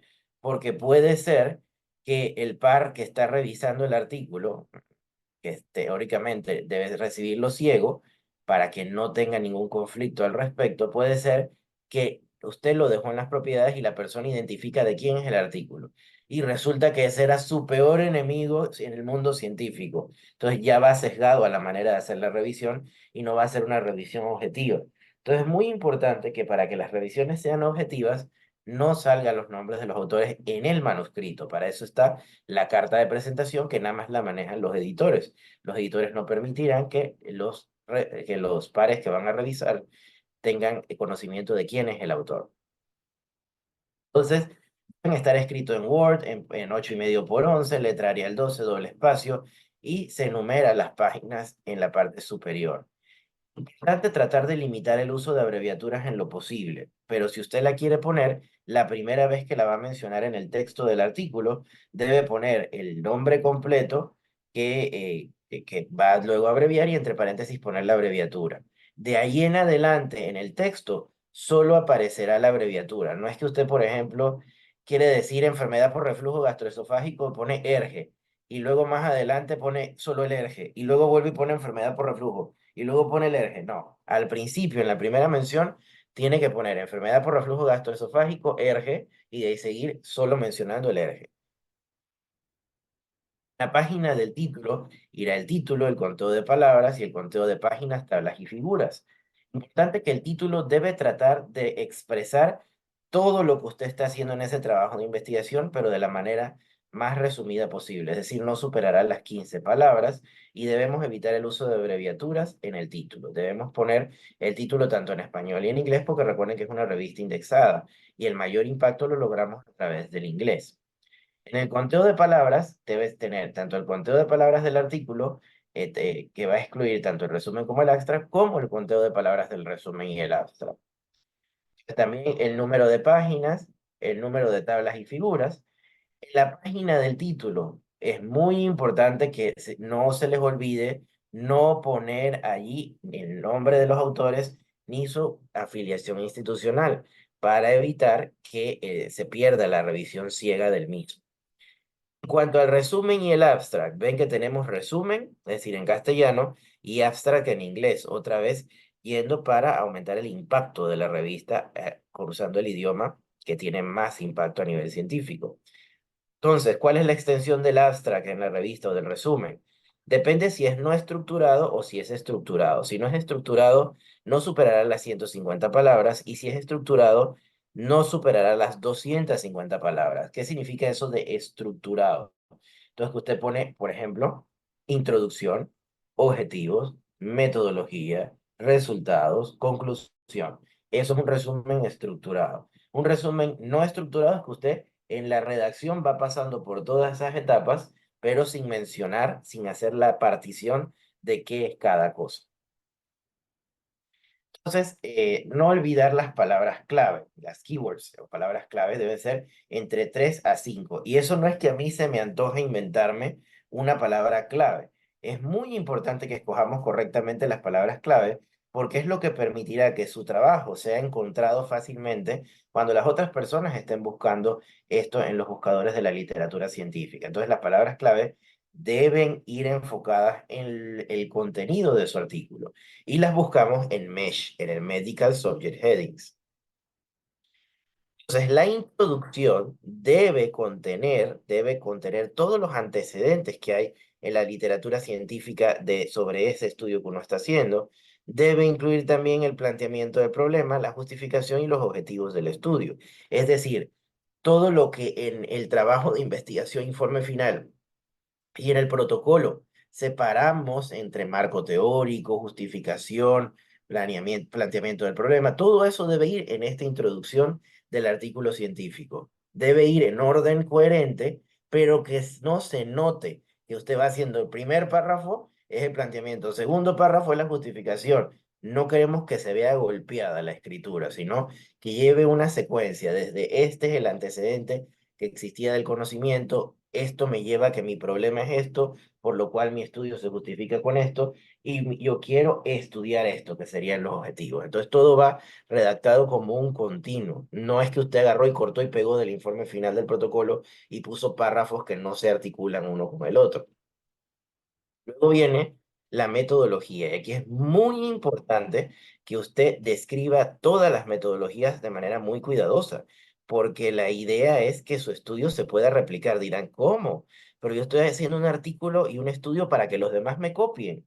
Pues sí, la idea es que mientras más personas puedan intentar reproducir su trabajo de investigación y puedan obtener ya sea resultados similares o diferentes y se puedan discutir, eso es lo que le da más peso al trabajo de investigación o a la publicación que usted realizó, porque va a tener más personas citando su artículo y contrastando, es decir, va a tener más impacto su artículo.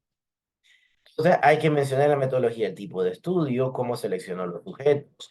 Usted ha hecho investigaciones en humanos, declarar que esto ha cumplido con los principios éticos de la declaración del Helsinki y también que este protocolo fue aprobado por los comités de ética y científicos de la institución que está dándole el auspicio a la investigación que usted realizó. Es importante que no se aceptan trabajos de investigación que no hayan sido aprobados por comités.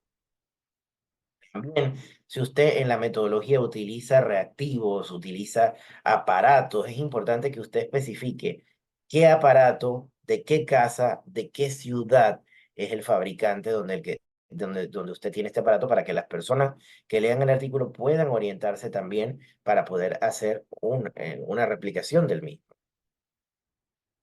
También los instrumentos estadísticos. Entonces, es muy importante que en los resultados estos se presenten de manera ordenada y nítida, respondiendo a los objetivos que usted había puesto antes. Usted no puede tener resultados que no estaban en sus objetivos. Entonces, tiene que ir respondiendo a esos objetivos. Los complementaremos con tablas y figuras. Pero otra cosa que es muy importante, no es que usted va a hacer del mismo resultado una tabla y abajo del mismo resultado una gráfica. Usted lo expresa o escrito en texto o con una tabla o con una gráfica. Entonces, lo que quiere decir para ese resultado tiene que ir de una de las tres formas. Otra cosa importante, la tabla y la gráfica deben entenderse por sí mismas. Es decir, si usted la sacara del texto, usted debe poder comprender lo que esa tabla o esa gráfica está diciendo sin tener que haber leído el texto. Se presentarán de forma concisa, explicadas por sí mismos y se enumerarán con números arábicos. Es muy importante que en el artículo científico las tablas lleven el orden en el que son mencionadas. Y aquí se cometen muchos errores porque obviamente no hay espacio en el artículo de publicación para poner todas las tablas que usted puso en su informe final del trabajo de investigación. Entonces, de repente dicen, bueno, voy a escoger la tabla 4 y la tabla 8. Entonces vienen y lo ponen en el trabajo en el trabajo de publicación tabla 4 y tabla 8 como lo tenían en el otro.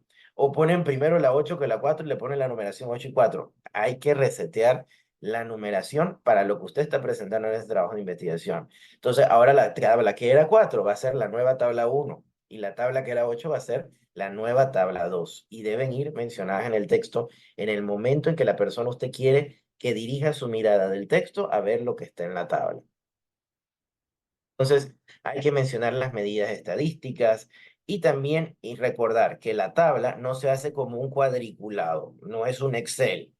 La tabla solo lleva 3 líneas horizontales, una debajo del título, otra debajo de los encabezados de las columnas y otra al final de la tabla. Solamente 3 líneas horizontales.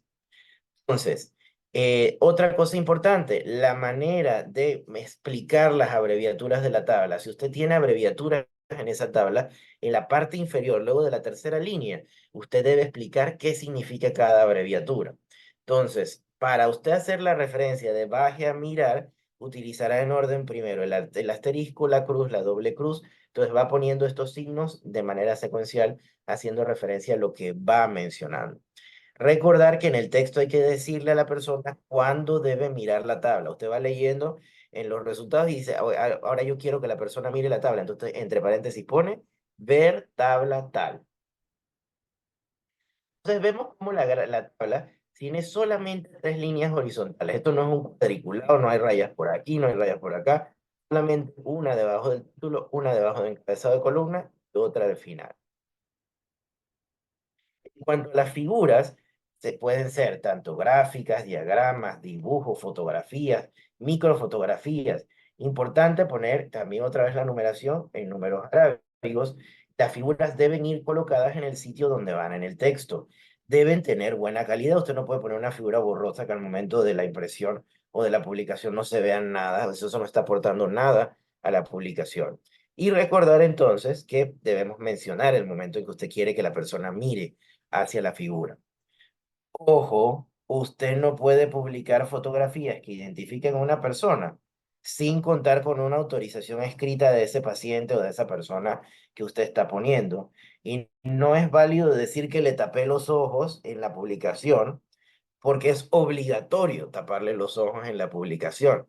Hay que taparle los ojos y hay que pedirle permiso. Ese permiso debe estar firmado por escrito. Usted va a poner microfotografías. Por ejemplo, yo que soy dermatopatólogo también, aparte de dermatólogo, si quiero poner algo de una biopsia, entonces yo en esa microfotografía tengo que poner un marcador interno de escala para que se sepa tengo que especificar qué tinción es esa y el aumento real que estoy viendo ahí. Al igual que utilizar flechas y símbolos, porque puede ser que para los patólogos que vean esa imagen sea muy fácil ver cuál es el neutrófilo, cuál es el linfocito, pero para otros médicos o para otro personal de salud que no está familiarizado con eso, pues no lo van a identificar. Entonces usted tiene que señalar claramente qué es lo que usted está mostrando en en esta figura. Otra cosa muy importante, no está permitido que usted ponga una foto que ya usted publicó en otra revista. Por ejemplo, estoy haciendo un artículo de revisión de psoriasis y voy a agarrar para ilustrar en el artículo de revisión de psoriasis una foto de un caso clínico de psoriasis que ya publiqué en otra revista hace 5 años. Eso no lo puedo hacer porque esa foto ya no es mía. Esa foto es de la otra revista.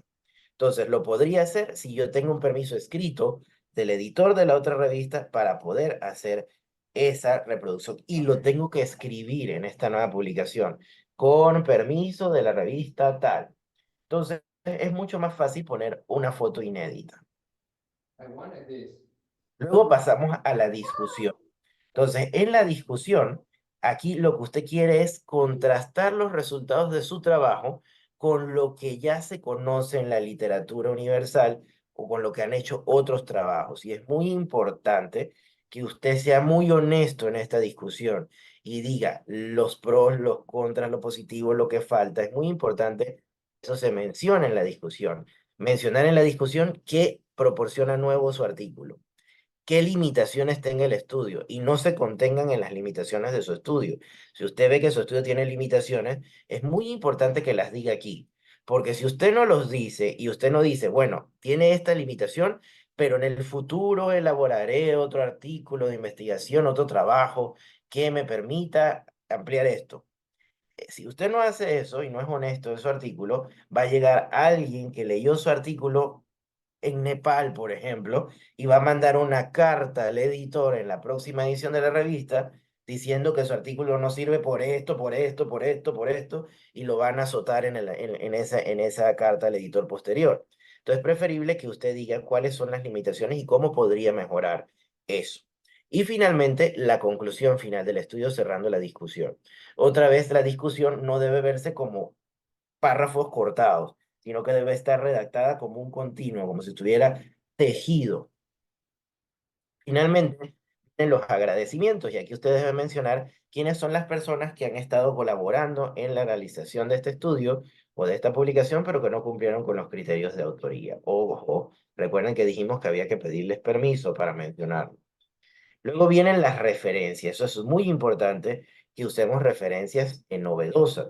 Entonces, en el caso de los artículos originales y los artículos de investigación, al menos, como mínimo, requisito mínimo, que 10 de esas 20 referencias sean de los últimos 5 años. Pero recuerden, siempre traten de buscar referencias lo más recientes posible. 2024, 2023, 2022.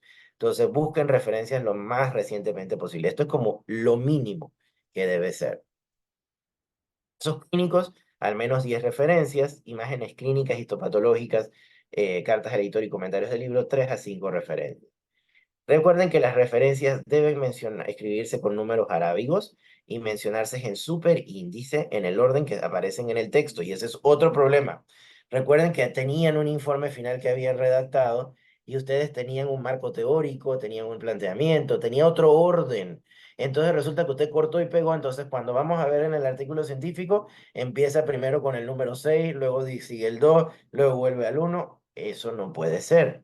Usted tiene que volver a numerar esas referencias en el orden en que están apareciendo. Entonces, si el 4 quedó primero, ya el 4 no es 4, es el nuevo 1 y tiene que reordenarse en esas referencias. Otra vez, para la escritura de las referencias se siguen las normas de Vancouver con modificaciones. Entonces, un ejemplo, por ejemplo, si usted quiere mencionar un artículo de revista, ¿cómo hace para hacer la referenciación de un artículo de revista? Bueno, comienza primero con el apellido completo e iniciales de los nombres de los autores separados por comas. Luego el título del artículo. Luego el nombre de la revista, pero no es que yo pongo el nombre que yo quiero de la revista, sino es el nombre con el que ella aparece en el Index Medicus. Por ejemplo, en la revista médica de la Caja de Seguro Social, yo no voy a poner Revista Médica de la Caja de Seguro Social. Su nombre en el Index Medicus es RevMed Caja Seguro SOC. Entonces, ese es el nombre que tengo que colocar aquí.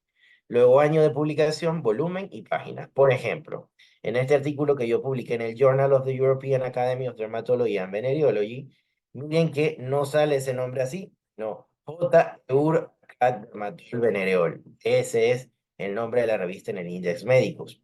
Miren cómo mencionamos a los autores. Ríos Juil, no José Manuel, no. Aquí no hay puntos, todo va corrido, coma, los demás autores, y luego ven que aquí está et al. Y es importante recordar que no se dice et al, eso no es en inglés, ahí le falta una L para que fuera all. Eso es et al, et alteri, significa y los demás colaboradores, y los demás, los otros. Entonces uno menciona los 6 primeros y luego coma et al. Punto. Luego el título, punto. La abreviatura de la revista, punto, el año. Y aquí no es que me equivoqué, que aquí no es que me mordí el espacio y me salté el espacio, no. Esto va corrido, aquí no hay espacio después del punto y coma, ni espacio después de los 2 puntos. Libros, usted pone apellido completo e iniciales de los nombres de los autores. Es otra vez separado por coma. El título del libro, luego la edición, la ciudad, el editorial y el año. Por ejemplo, ven aquí este libro de parasitosis, cuarta edición, se editó en Medellín. Acá entonces la casa editorial, el año en que esto ocurrió. ¿Qué pasa si usted no va a referenciar el libro completo, sino un capítulo específico que escribió una persona determinada dentro del libro? Por ejemplo, un capítulo del Harrison. Entonces usted menciona los datos de los autores del capítulo, el nombre del capítulo y pone en de que esto pertenece al libro tal. Y entonces luego termina haciendo la referenciación del libro. Como ven aquí, en este capítulo de eczema vesicular agudo palmoplantar, esto tenía autores, pero estaba dentro del libro de Torres. Entonces, en el libro de Torres. Los trabajos de investigación deben ceñirse a todo lo que hemos mencionado. Casos clínicos con algunas modificaciones. Por ejemplo, el caso clínico, su resumen y abstract son 150 palabras. La introducción debe mencionar qué se sabe previamente en la literatura sobre ese tema y por qué es importante presentar este caso. De nada vale que yo trate de publicar un artículo de dermatitis seborreica cuando todo el mundo sabe la dermatitis seborreica. ¿Qué hay nuevo en esto? Tendría que ser algo extraño para que valga la pena publicarlo. Entonces luego seguimos la presentación que haríamos cuando presentamos cualquier caso clínico. Historia clínica bien detallada, sus antecedentes, su examen físico, qué diagnósticos diferenciales tenemos, qué exámenes complementarios, cómo llegamos al diagnóstico definitivo, cómo lo tratamos y finalmente cómo evolucionó. Entonces las tablas y figuras deben aparecer en su sitio y no más de 5 para un trabajo de caso clínico. Y en la discusión importante contrastar qué tiene diferente o qué tiene similar su caso a otros que se hayan presentado en la literatura universal, llegando a una conclusión. El artículo de revisión, otra vez, el resumen 150 palabras. Aquí en la introducción usted debe justificar por qué es importante revisar el tema, por qué es importante actualizar ese tema. El contenido ustedes lo ordenan porque depende de qué es lo que ustedes están revisando. Y ojo, no está permitido que en el trabajo de revisión usted se agarre la tabla del artículo que usted leyó para hacer el trabajo de investigación. Perdón, el trabajo de revisión. Póngase que de repente la doctora Lorena estaba escribiendo un artículo de neumología que publicó y de repente yo quiero hacer la revisión de ese artículo, de ese tema de neumología y referencio el artículo de ella, me agarro la tabla textual del artículo de ella, dije, porque pongo que es de ella. No se puede. Tiene que tener el permiso tanto de ella como de la revista donde lo publicó para usted agarrar esa imagen o esa tabla.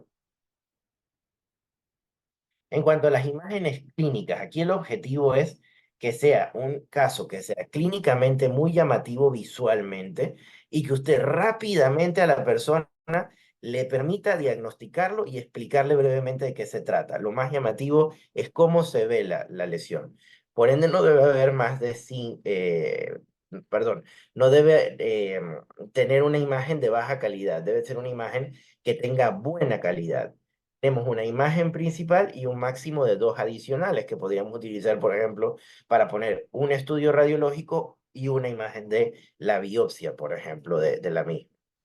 Usted tiene 250 palabras para decir por qué esa imagen es clínicamente importante, qué era la historia, qué le hizo, cómo diagnosticó, cómo evolucionó y hacer una breve revisión del tema, porque la idea es que la persona que vio la imagen y le llamó la atención brevemente aprenda sobre eso y se actualice. Es a 5 referencias y obviamente los mismos requisitos. Si usted va a publicar fotografías de alguien, hay que pedirle permiso. Es la sección de imágenes histopatológicas. Bueno, aquí resulta que lo llamativo no era la clínica, lo llamativo y lo raro era cómo se vio ese caso clínico en la biopsia. Entonces, la sección es solo de imágenes histopatológicas. Entonces, puede tener la hematoxilina y eosina y algunas tinciones especiales al respecto. Entonces, otra vez con buena calidad, otra vez señalando con los marcadores que habíamos mencionado hace un rato, flechas, símbolos, todo muy bien explicativo y las 250 palabras para poder tanto explicar de qué consistía, cómo se diagnosticó y por qué esto era importante. Editorial no se escribe directamente, el editorial se escribe, perdón, se escribe por invitación del comité editorial. El comité editorial invita a una persona a escribir el editorial. Cartas al editor y comentarios de libros son libres, lo podemos mandar cualquiera, hasta 500 palabras aproximadamente y un máximo de 3 autores. Entonces, bueno, eso es lo que traía para, creo que no me pasé del tiempo, doctora, para lo de cómo publicar un artículo científico en la revista médica de la Caja de Seguro Social. Aquí les dejo mi Instagram, @José Manuel Ríos Yuil, como mis 4 nombres. Mi Instagram es un Instagram educativo dermatológico. Entonces, todos los domingos tenemos post educativos dermatológicos, pues si están interesados en seguirlo, pues ahí pueden ir echando para atrás. Mis seguidores votan lo que quieren que yo hable los domingos. Entonces, doctora, no sé si tiene algún comentario o algo. Bueno, muchísimas gracias, José Manuel. Yo creo que aquí el mensaje un poco es que, bueno, hay que publicar lo que tenemos, hay varias opciones, tenemos revistas nacionales, tenemos buscadores de revistas internacionales y podemos aspirar, dependiendo del estudio que tengamos, a revistas pues de también alto factor de impacto. Esto, a ver, preguntan por acá si las presentaciones van a quedar grabadas, si van a estar grabadas en el canal de YouTube. En el caso de los libros, ¿cuántos autores debemos mencionar como mínimo cuando son muchos autores? Creo que se para José Eso depende Manuel. de las normas de la revista. Eh, Generalmente está entre 3 o 6. Entonces, de repente, de cuál es la hay que leer en las normas de cada una. En la revista de la Caja son 6. Entonces, usted hasta 6 llega mencionándolos y pone luego el et al.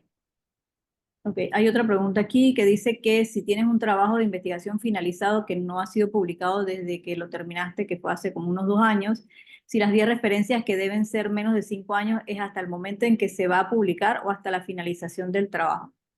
No, es lo más reciente. Ustedes, aunque tengan un trabajo de investigación que ya ocurrió, ustedes siempre pueden enriquecer su discusión con lo último que ha salido. Ustedes tienen sus datos y ustedes lo pueden contrastar, aunque lo terminaron hace unos años, lo pueden contrastar con lo que está ocurriendo en este momento. Muchas cosas en la actualidad, en el mundo científico, cambian en un mes. Lo que era cierto puede ser falso. Entonces es muy importante que cuando ustedes van a enviar, esté lo más actualizado posible. Sea, la última revisión de lo que tengamos. Una pregunta por acá para Omar.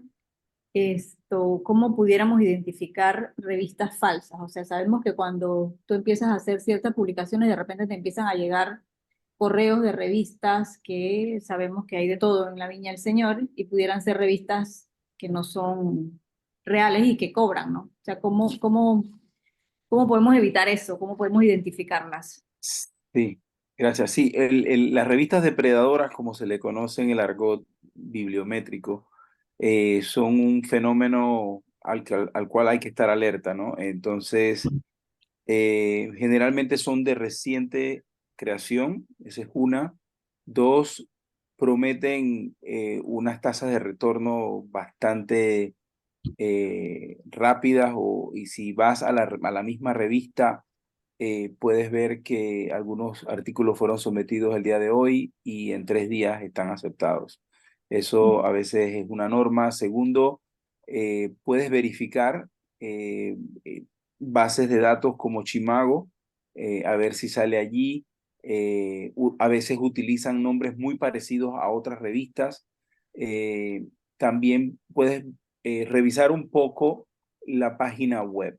La página web te puede dar, a veces hay errores en inglés, eh, te mandan correos generalmente, por ejemplo, yo recibo muchos correos de revistas depredadoras que te prometen el cielo y la tierra y que están cerrando un volumen y que el costo del artículo es $250, que es bastante accesible.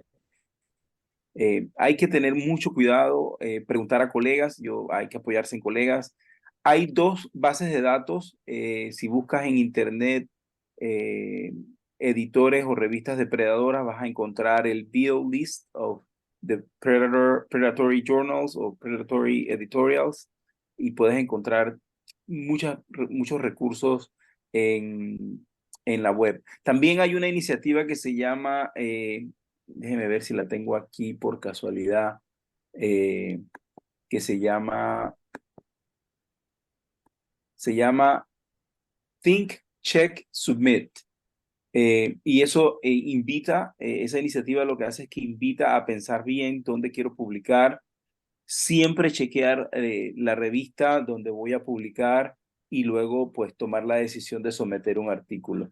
Y es que por eso mismo, porque tenemos revistas que son depredadoras y hay que siempre estar anuente. No hay una formalidad al día de hoy de, como quien dice, un buscador de revistas depredadoras. Sí hay 2 listas muy reconocidas y si buscas en Wikipedia también te van a salir incluso sugerencias de sitios web. Ahí puedes comenzar y ahí puedes chequear si la revista, no solamente si es depredadora, pero tiene prácticas depredadoras, ¿no? Eh, siempre fijarte en dónde está indexada, qué indexadores tiene, cuánto tiempo de formación tiene. Lastimosamente hay que pelar el ojo, como se dice en buen panameño. Ok, una pregunta para Javier.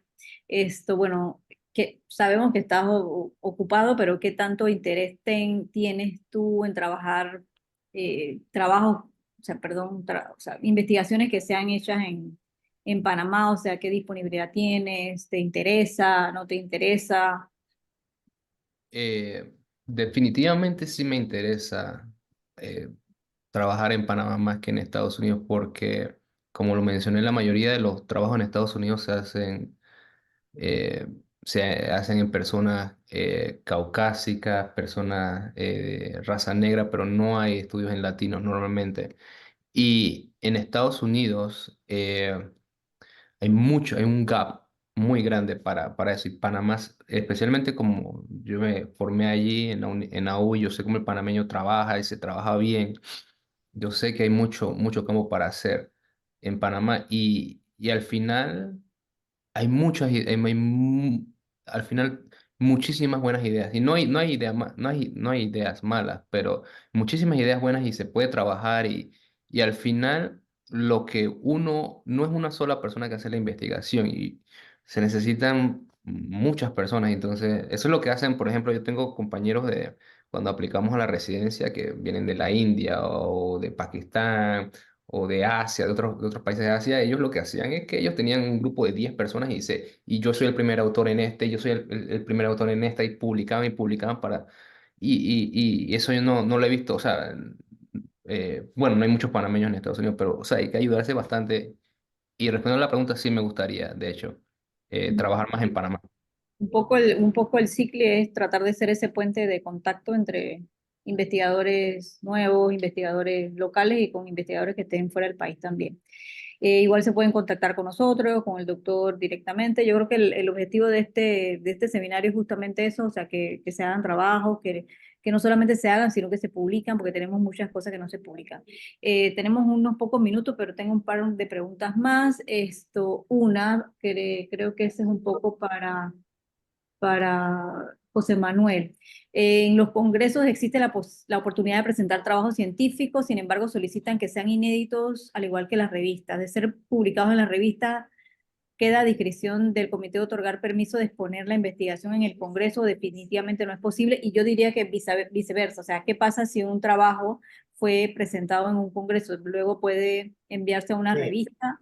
sí, sin problema, porque lo que se está pidiendo es que no haya sido publicado en otra revista, pero una presentación en congreso es totalmente válida y también lo contrario. De hecho, nosotros en dermatología no tenemos ningún problema en presentarlo, solo lo colocamos y se le menciona al comité, al comité del congreso. Entonces, realmente no es una limitación. Lo que sí es limitación es que usted haya publicado ese artículo y que lo quiera hacer pasar por nuevo porque le cambió una cosita nada más. Entonces, Mm. eso sí es una limitación. Y la otra cosa que tampoco puede hacer es, bueno, voy a mandar el artículo a 4 revistas a la vez a ver cuál me sale primero. Eso tampoco puede pasar. Usted tiene que ir en orden. Ok, fui a esta, me rechazaron, voy a otra, me rechazaron, voy a otra. No es que usted va así disparando a 6 revistas para ver a cuál le sale y en esa van. Eso es muy Javier, importante. en el caso tuyo, o sea, presentan trabajos en los congresos. A veces un poco lo que ocurre en los congresos es que alguien externo a tu trabajo que no lo conocía tiene una visión distinta y te puede dar quizás una retroalimentación que enriquezca el artículo. ¿O cómo ves esa parte? Pero estamos hablando de la presentación de un caso clínico, de un case No, de un presentation, trabajo, de una investigación que tú presentas en un congreso, no sé, en el Congreso American. Mundial del Nephrology antes de publicarlo, o sea. Ah, no, sí, eso se hace todo el tiempo. O sea, normalmente lo que uno, porque uno ya tiene los resultados, lo que yo tengo, o sea, cada año uno enviaba enviamos el artículo, no el artículo, el abstract. Entonces eso es lo que se presenta en el Congreso. O sea, sí, el abstract, y antes de publicar en una revista. Y de hecho, la mayoría de las investigaciones cuando uno hace un protocolo, uno siempre piensa a futuro, uno hace un protocolo que tú puedes sacar 5 artículos o más del protocolo ese para gastar menos, pero sí, uno va enviando a congresos el abstract y si el abstract es bien importante, o sea, o algo, o un estudio bien importante, ya entonces ya es una presentación oral, pero sí, uno va enviándolo al congreso antes de que se vaya a la revista, definitivamente. Una pregunta Doctora, para, perdón. sí, sí, dele, dele, dele. No, no, una Porque pregunta era si los casos clínicos que recibes en la revista requieren tener como una aprobación del comité de ética. no, los casos clínicos no. El comité es para los trabajos de investigación. Y ahí también estaban preguntando, esa como nos la saltamos, era de si en la revista acepta artículos sobre Sí, calidad de servicio y exacto. gestión. Por Mm. supuesto que sí, recuerden que es médica y la parte de gestión, gerencia en servicios de salud, también es un tema médico. Entonces sí, todos los temas que tienen que ver con gestión tienen el mismo valor de trabajo de investigación que si fuera un artículo de parasitología, de inmunología, de dermatología. Entonces, sí, son aceptados también los artículos que tienen que ver con gestión. De hecho, en el instituto de la caja, que va a empezar con la caja de Seguro Social, hay todo un instituto para esa parte de gestión, o sea que sí. Entonces, por Otra, supuesto que sí. otra pregunta es, o sea, si la revista de la caja está restringida a empleados de la caja o si gente que trabaja en otro lugar puede aplicar allí. Todo el mundo puede publicar en la revista. De hecho, eso es algo que precisamente para la indexación es importante que sea abierta a todas partes. Es decir, no solamente personal de la caja o del MINSA, también alguien que trabaja en privada, alguien que no sea médico o alguien que sea médico y vive en Pakistán pero quiere publicar acá. Todo eso es permitido. No tiene que ser personal de la caja del Seguro Social. Una pregunta más para Omar.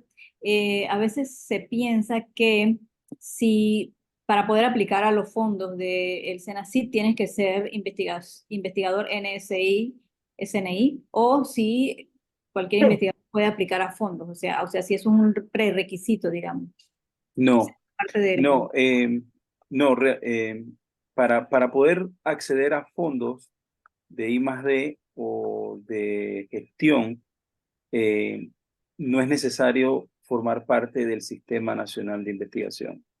El Sistema Nacional de Investigación eh, es un programa de excelencia y que busca pues reconocer a los que están ahí bien enchufados en las actividades de investigación. Tenemos otros investigadores muy productivos, pero que bueno, no se ciñen a los requerimientos del sistema. Pero los fondos están disponibles para todos y los invito a que visiten la página web de Senacid porque tenemos fondos para nuevos investigadores que se llama la convocatoria, que es casualmente para apoyar el tipo de trabajo que están haciendo algunos residentes que comienzan con una primera investigación. Eso les puede dar los suficientes fondos si requieren más apoyo económico. Allá hay fondos para poder hacer una investigación corta, precisa, ¿verdad? Y con el acompañamiento de un supervisor o tutor, como lo llamen ustedes en el campo de la medicina. Pero no es necesario. Lo que sí está exigiendo Senacid es que se registren a la plataforma que se llama Conecto y que creen un perfil de investigador en la plataforma Conecto. Eso sí lo están exigiendo. Okay. Eso lo estuvimos conversando la semana pasada un poco. Entonces, un poco para Javier, bueno, sí hay fondos de investigación a nivel estatal, pero o sea, hay que tener como un buen proyecto, es lo que yo percibo, hay que tener como un proyecto robusto para poder que te lo asignen, ¿no? Y bueno, creo que ya Correcto. casi se nos acaba el tiempo. Quiero darle el minuto que nos queda a la autora Raquel Mock, que nos pidió la palabra. Raquel, No, ahí. no. yo- Tenía la sí, mano levantada, Raquel. sí, yo creo que fue que la levanté accidentalmente. Ok. Pero bueno, ya que me tocó hablar, pues no me queda más que agradecer a los tres expositores que pues están colaborando con que más gente se motive a investigar. Yo me saboreé la mayor parte de la charla, estaba ocupada en algo de colegio médico y ya regresé, pues, muy buenas, muy interesantes y de pronto uno ha publicado uno que otro trabajito, pero las cosas van cambiando, las normas, las reglas y hay que actualizarse y anima en verdad que haya oportunidades para investigar, que haya revistas locales, que haya revistas internacionales y que, sobre todo, lo que nos dice el doctor Jaramillo, que es egresado de nuestra facultad, que es muy valioso publicar trabajos de Panamá, porque con esto de los estudios multicéntricos y de la variabilidad genética y cultural, esto puede incidir en los resultados y los tratamientos. Y uno lo ve con los medicamentos cuando uno hace clínica, ¿verdad? Porque algunos medicamentos le sirven más a ciertos pacientes que a otros responden mejor. Obviamente esto tiene que ver con esto. Y ahora que se habla mucho de epigenética, de tantos aspectos biológicos que ya se van transformando en biopsicosociales, psiconeuroinmunología, o sea, el campo científico se va expandiendo en la medida que hay más herramientas para investigar.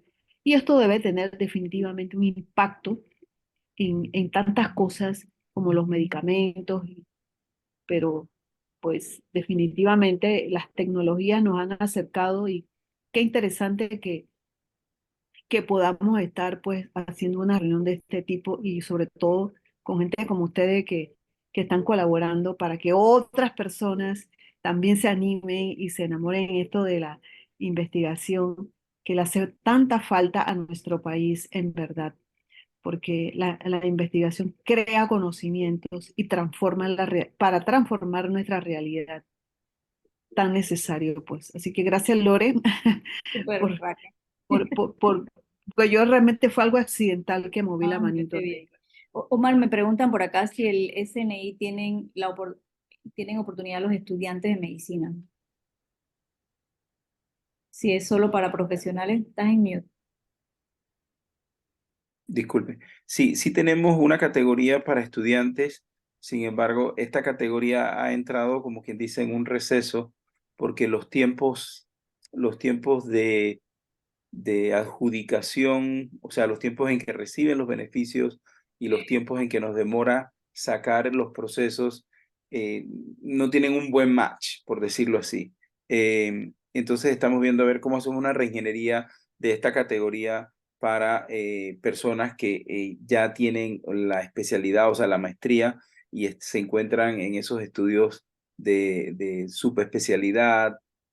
Ahí tenemos que hacer una ingeniería para ver cómo podemos incluir una categoría que incluya personas de maestría que son productivos y también personas que están cursando, por ejemplo, o realizando los estudios de especialización para poder incluir como una sola categoría.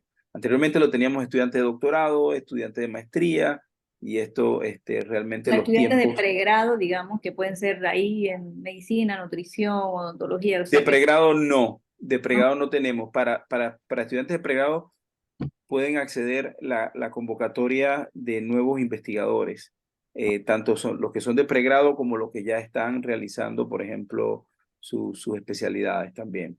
Es una convocatoria que le da, creo que hasta $25,000 para, para, para terminar los estudios que estén haciendo, las investigaciones que estén haciendo. O sea, es un gran, pequeño, pero muy útil. El SNI nos estaba dando básicamente $5,000, $5,000, $6,000 para los estudiantes. Entonces, también en vista de que está esa oferta, tenemos que ver cómo lo rediseñamos para no solamente hacerlo atractivo, pero también que compagine más con los tiempos de los periodos de estudio de los estudiantes.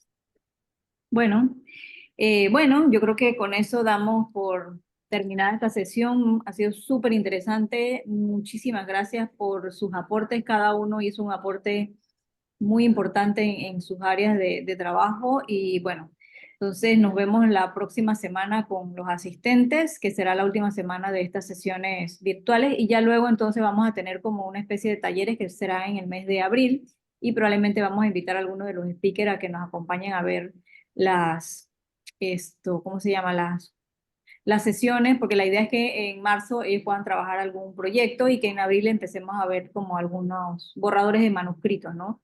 Javier, cuéntame. Sí, doctor López, sí, acá los grants, básicamente para ser investigador, es lo que paga tu salario. O sea, si no, hay muchos investigadores que empiezan a publicar y publicar y ganan los grants, pero eso es tu salario. O sea, tú tienes que devengar de tu salario, parte para comprar tu equipo, parte para comprar, y cuando fallan las investigaciones, porque he visto muchos que no les paga el salario, ya se van a la parte clínica porque ya no hay fondos, pues, y entonces tienen familia y eso, y ese es el problema acá también, y aunque te ganes $1 millón o $2 millones en grant, eso te tiene que durar 5 años y tienes que comprar equipo, que al final es bien sacrificado, o sea, y es dificilísimo ganarse ese dinero.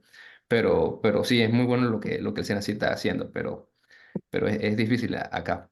Sí, acá todavía no tenemos esa condición de poder que parte, o sea, como incentivo, lo hemos discutido ampliamente a lo Ujú. interno, de poder buscar un incentivo para que más gente se vuelque a la investigación, y es poder que parte de lo que te ganas del grant puedas completar tu salario. Pero no hay un sistema, no termina de haber un sistema claro. Todavía hay muchas cosas que poner en orden. Por ejemplo, en el sistema de salud está la ley de investigación en salud, que trata de buscar el reconocimiento de la labor de investigación dentro del servicio que brindan los médicos. Y esto todavía está en la reglamentación y es un poco difícil porque la contratación de los médicos en el sistema de salud panameño, tanto en la caja como es en el Ministerio de Salud, se da para atender pacientes. Entonces, esta función de investigación está subestimada todavía. Entonces, se necesita un poquito más de apertura institucional a ese modelo para poder entonces quizás pensar en un futuro en algo así como lo que menciona. Pero bueno, digamos que Sí. lo importante es que estamos en el camino, que parte de la reglamentación Estamos busca que sea ese reconocimiento como actividad dentro de correctos. sus funciones, hacer investigación, porque todavía no lo es. Esto muy bien, Se muchísimas. discute, por lo menos se discute, eso es lo Sí, bueno, que exacto, ya ya se eso es está. un avance, ya eso es un avance. Bueno, muchísimas gracias nuevamente, gracias por el tiempo, gracias por la información y bueno, agradecida.